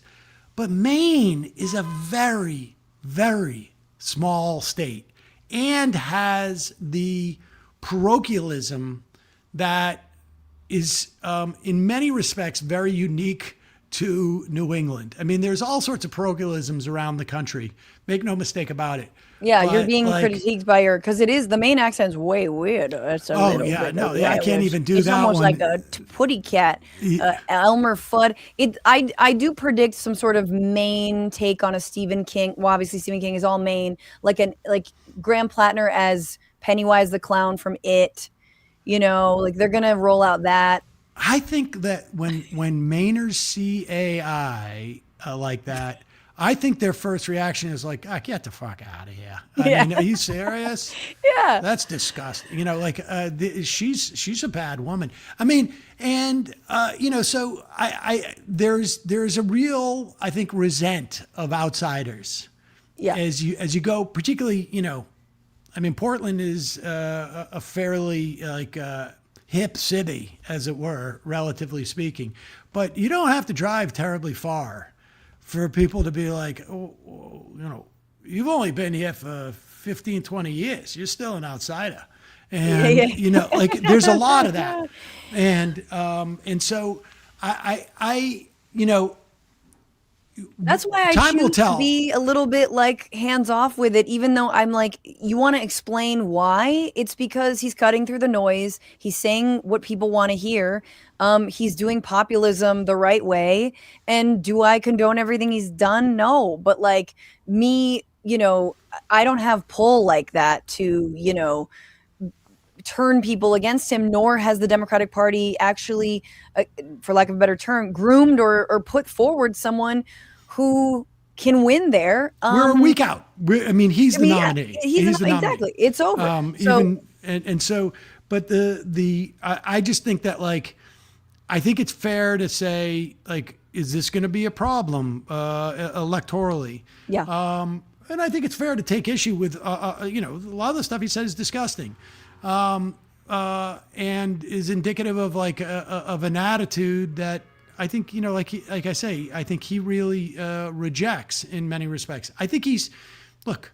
Is it as disgusting as going on a parade with a known war criminal? Well, that's the point, is that I think that like, honestly, like I think, you know, there, and most importantly, is it indicative of how this guy is going to function as a senator. Right. And I don't think it is at all. I can understand why there's this sort of like facile comparison to Fetterman.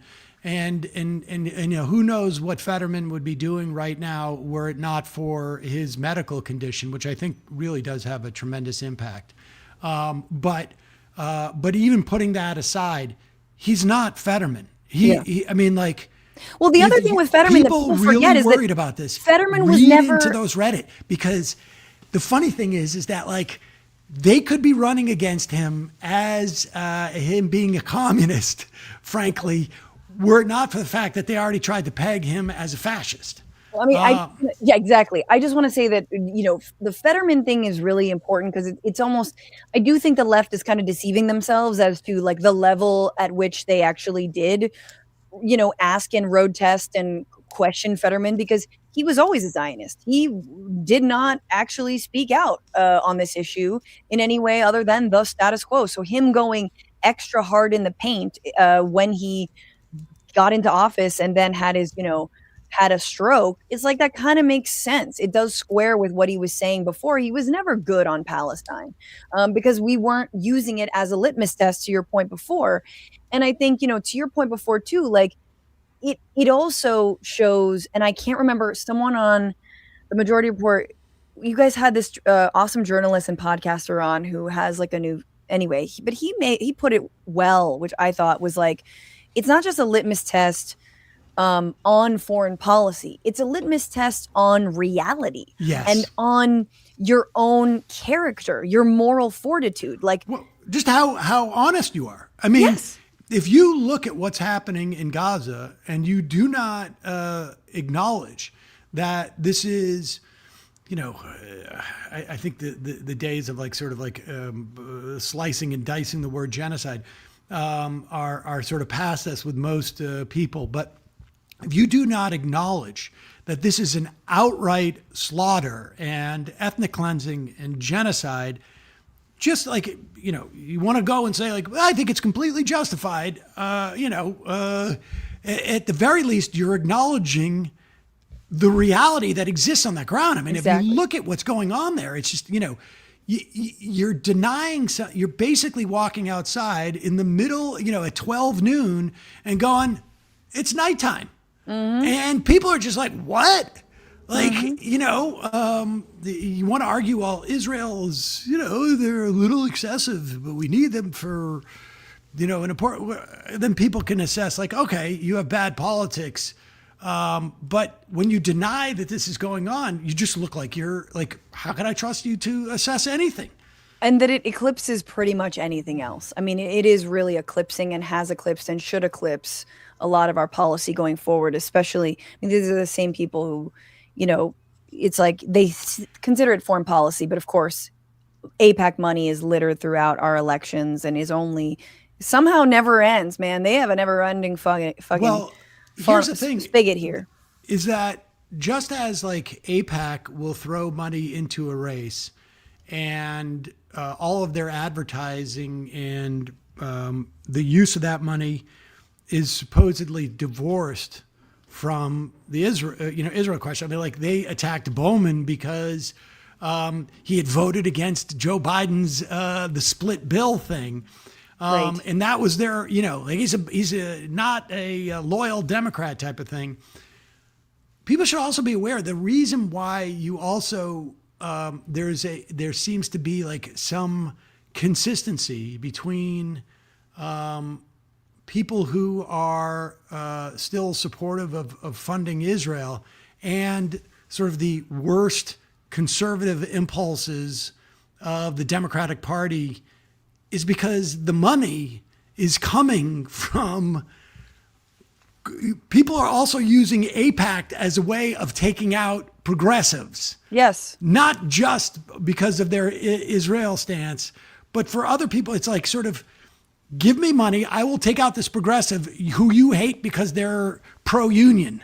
Exactly. And you may be neutral on the question of Israel. It may not be your top, but we're putting this money in, and this is a way for us to sort of the laundering of that money goes two different ways. Of course. And so, no, it benefits the centrists. I was just hanging with Jamal Bowman over the weekend, and it was excellent, and what a loss. And I think he'll be back in some way, but you know, we were sort of just casually hanging out, and like, we're at this event for Angela Gonzalez Torres that everyone needs to support in November against Jimmy Gomez.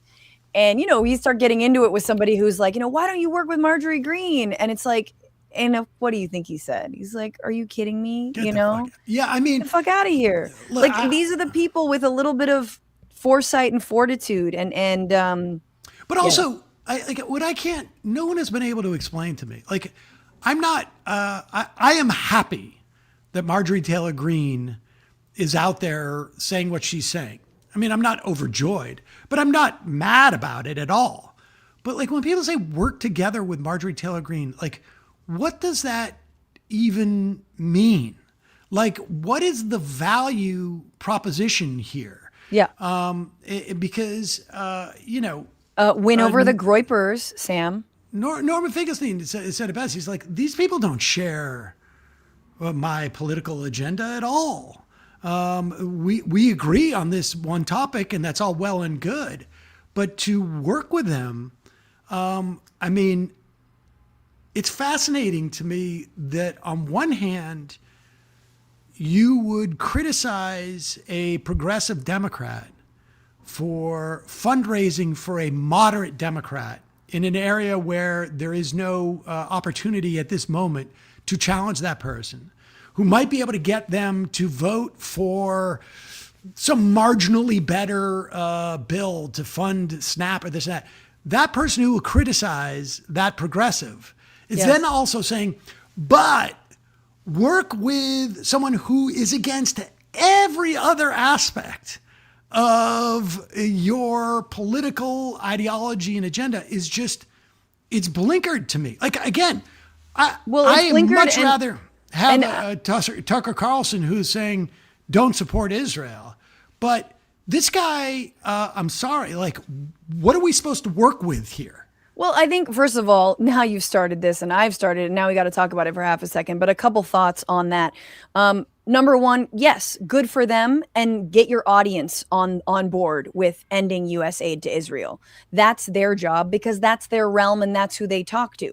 If you ask me, I think there's a heavy dose of anti-Semitism in there, but okay. 100%. I'll take it at face value and say, fine, that's, you know, you get your people. But to your point about the value, to me, if an AOC works with the quitter, Marjorie Greene, because of course she's not even in fucking office anymore. Like, to me, the people you actually lose are Black and brown people who see you working, and Jewish Americans who see you working with like an open racist, someone who represents all of the worst wiles of MAGA, right? Whether it's, you know, stalking fucking, you know, a survivor of Parkland, David, his name I'm forgetting now, of course, my boy who I need to interview. Hogg? David Hogg, you know, or stalking AOC. Like, it just makes no sense to let go of a base that you have cultivated, and not on some like woke shit, but on some we don't work with racist shit. And so Jamal and I were also talking a little bit about that particular thing of like, okay, but who do I lose when I work on this nothing bill with this nothing person? And also, not only is the question of like, who in your coalition do you lose, but who do you gain? Right. Like someone explained to me, like, how do you gain? Like, I had the same attitude. To be clear, I had the same attitude with the, you know, Lincoln. What was the Lincoln group? Like all those ex, you know, never Trumpers, like Steve Schmidt and those. Like, go out there, tell your people. Yes. Tell your centrists. Tell your centrists, you know, whatever constituency you think you still have, great. Go out there. But I'm not going to promote you.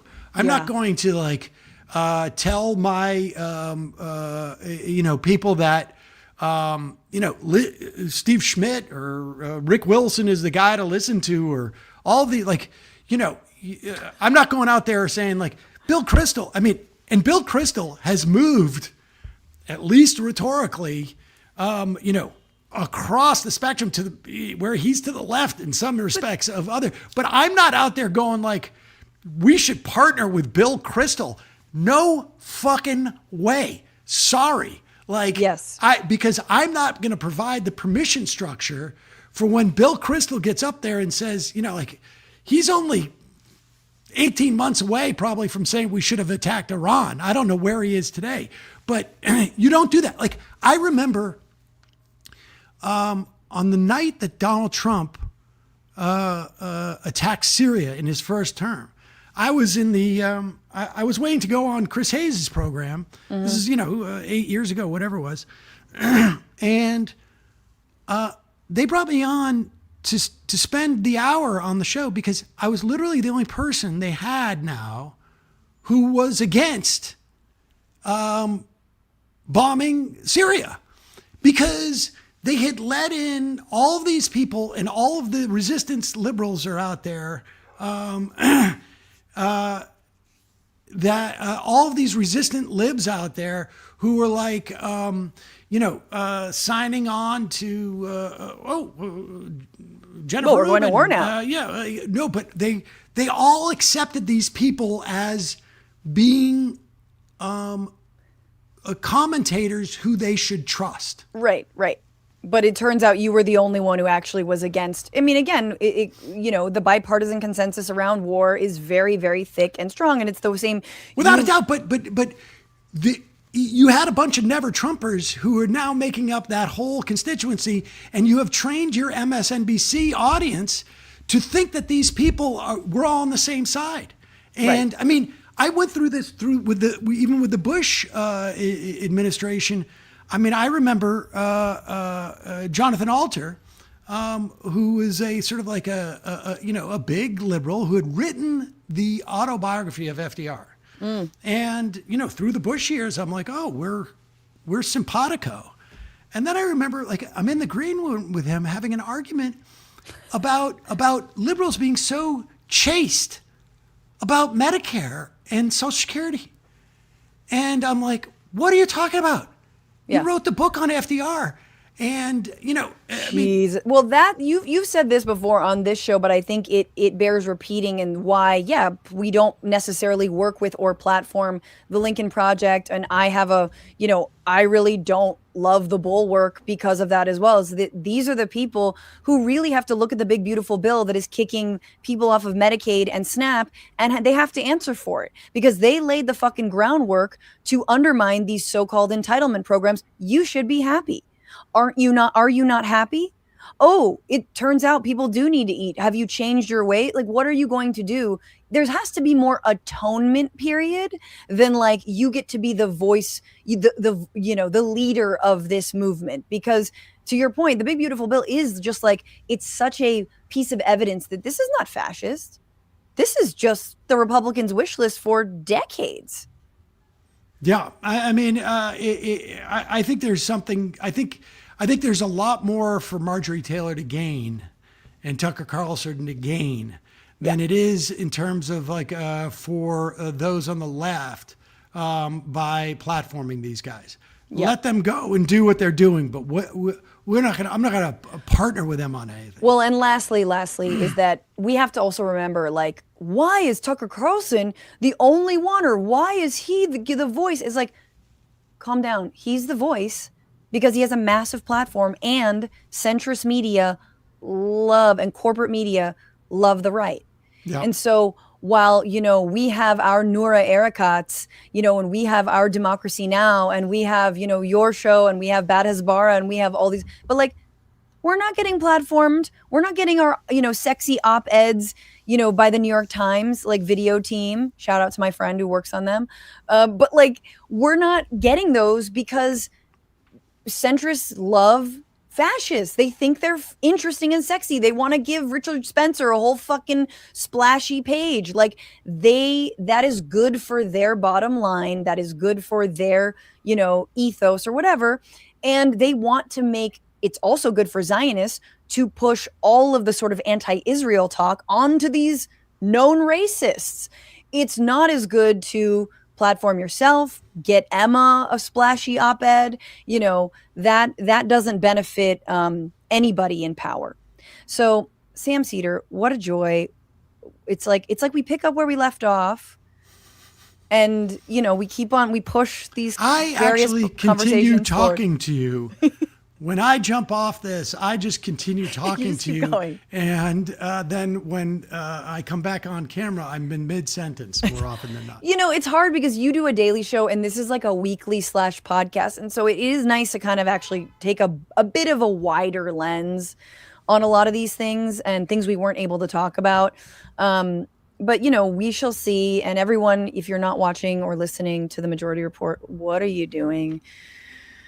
What's wrong with you? Put all your work aside and spend 3 hours a day. I should just warn people.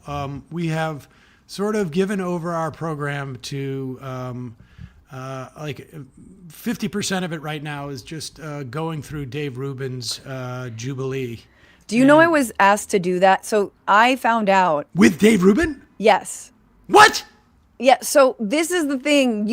I asked you, should I do this? But for me with Jubilee, I'm like, you got to put me in the center, girl. Oh, I didn't realize that they weren't going to put you in the center. Right. So they wanted me to be surrounded. And I know a lot of the people who were there.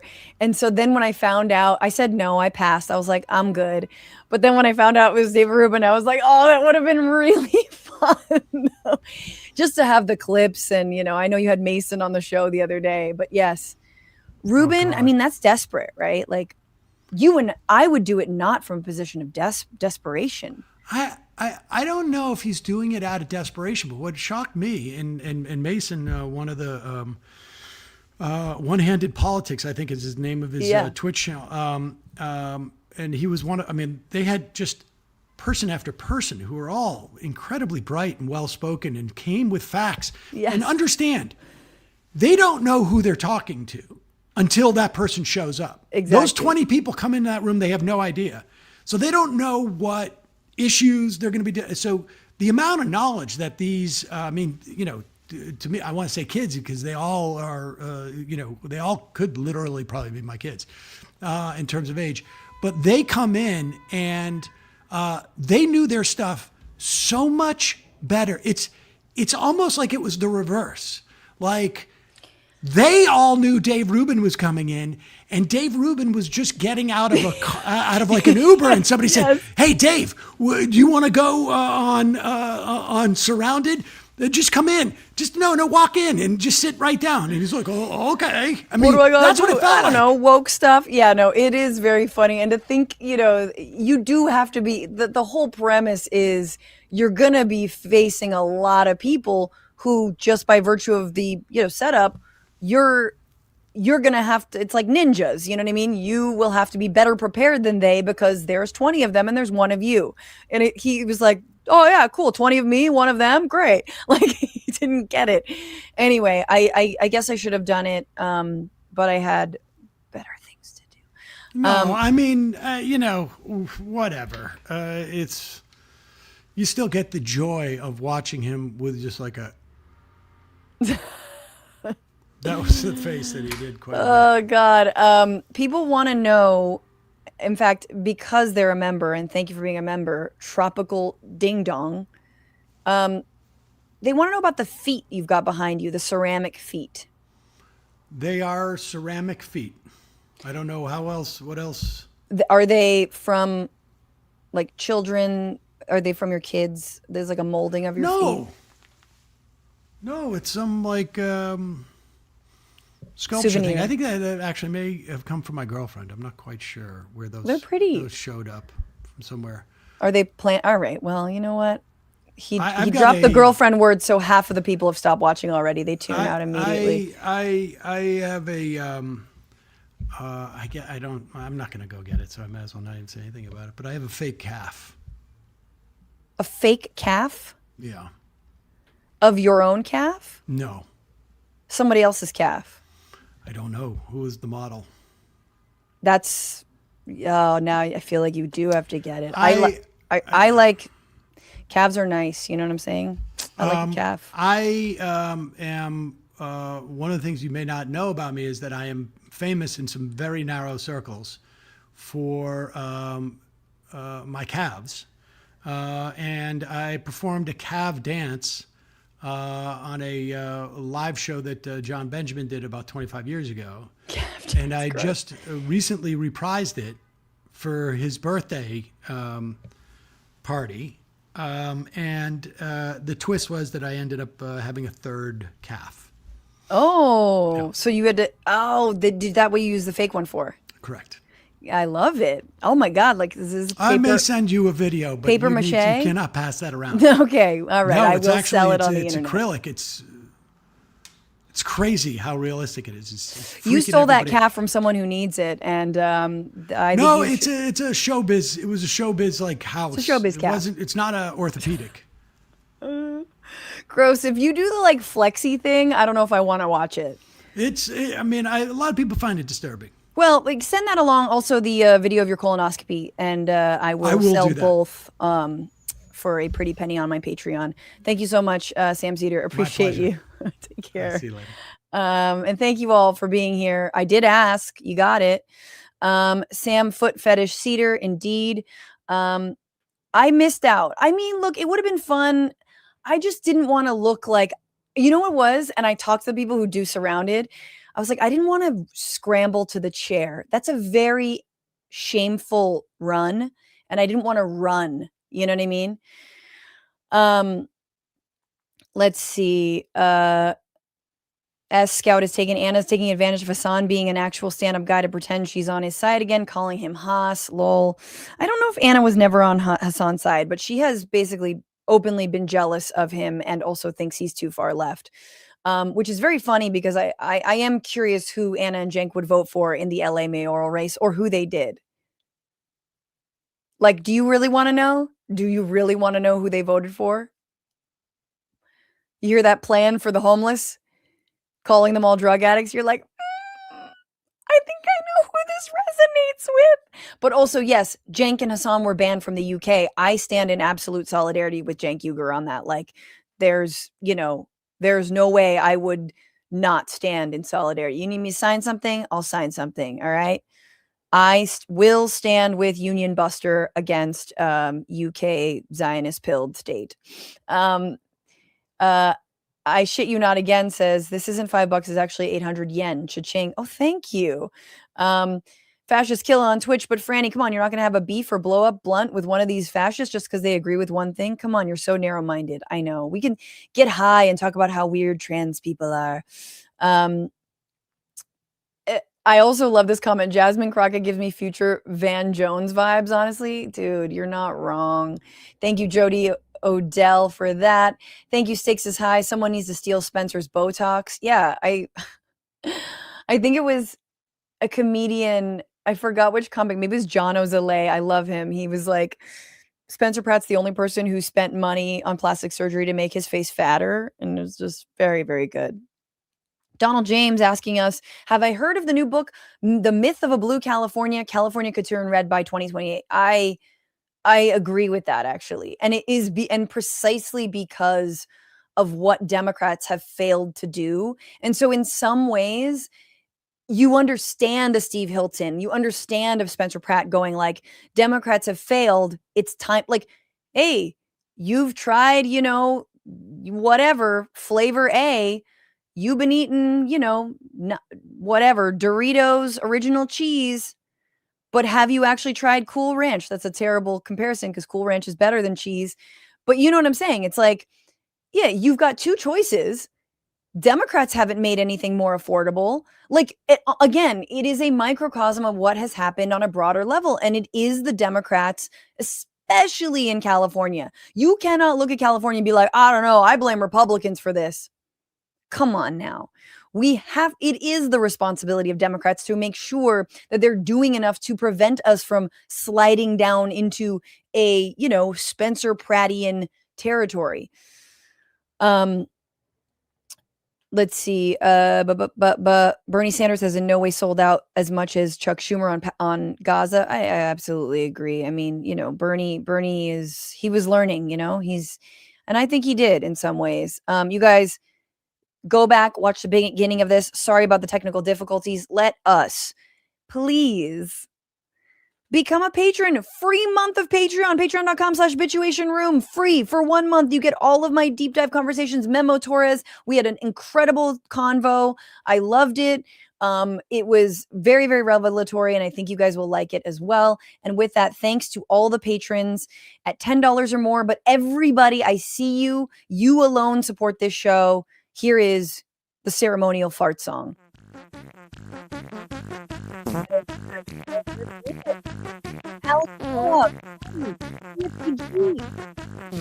2026 and Miss Fancy Pants. Thank you, Miss Fancy Pants. Strange Ombre, Penny, Safia, and thanks to everyone who signed up for the free stuff as well. Thank you on Substack to Betty Dolly, Jane, to Laura Torkelson, and to Christine Jernant. On YouTube, we got a lot of y'all beautiful members. Kiki, Tara Max Lefty, Black Christos, Trav Touchdown, Gregory Guillon, Darlene, Ashish Oza, House Gattaca, Marmite Lover, really? DNB Mammy, Cindy the Skull, Mr. Well 684, Barbie 4591, DA Abby Moeller, Shannon, Benya McIntyre. That one's for you. Mick Hobson 13, Gingy, Hannah Catherine, River Raj, Anand Z101, Travis Michael Edgar, and Amy Wilford. Muchísimas gracias. And also over on Twitch, thank you to Jager08 Larson, 13 months strong. Thanks so much, Late Bloomer, for resubscribing. Thank you, AJ Nestor, 26 months strong. G.A. Thrawn, more months. Thank you. Fascist Killa, also thank you. And thanks to everyone who makes this show possible, including, we've got a hype train going, so I guess I can't leave. But thank you to Andy Vasoyan, to Paige Omek, and to Brent Godin. We're streaming usually on Tuesdays, 1 p.m. Pacific, 4 p.m. Eastern. We have interviews dropping every single weekend. A new exclusive hot button interview series happens this weekend. Thank you so much to everybody. And until next time, fight the power, fuck the patriarchy, free Palestine. Don't just bitch about it, be about it. Peace.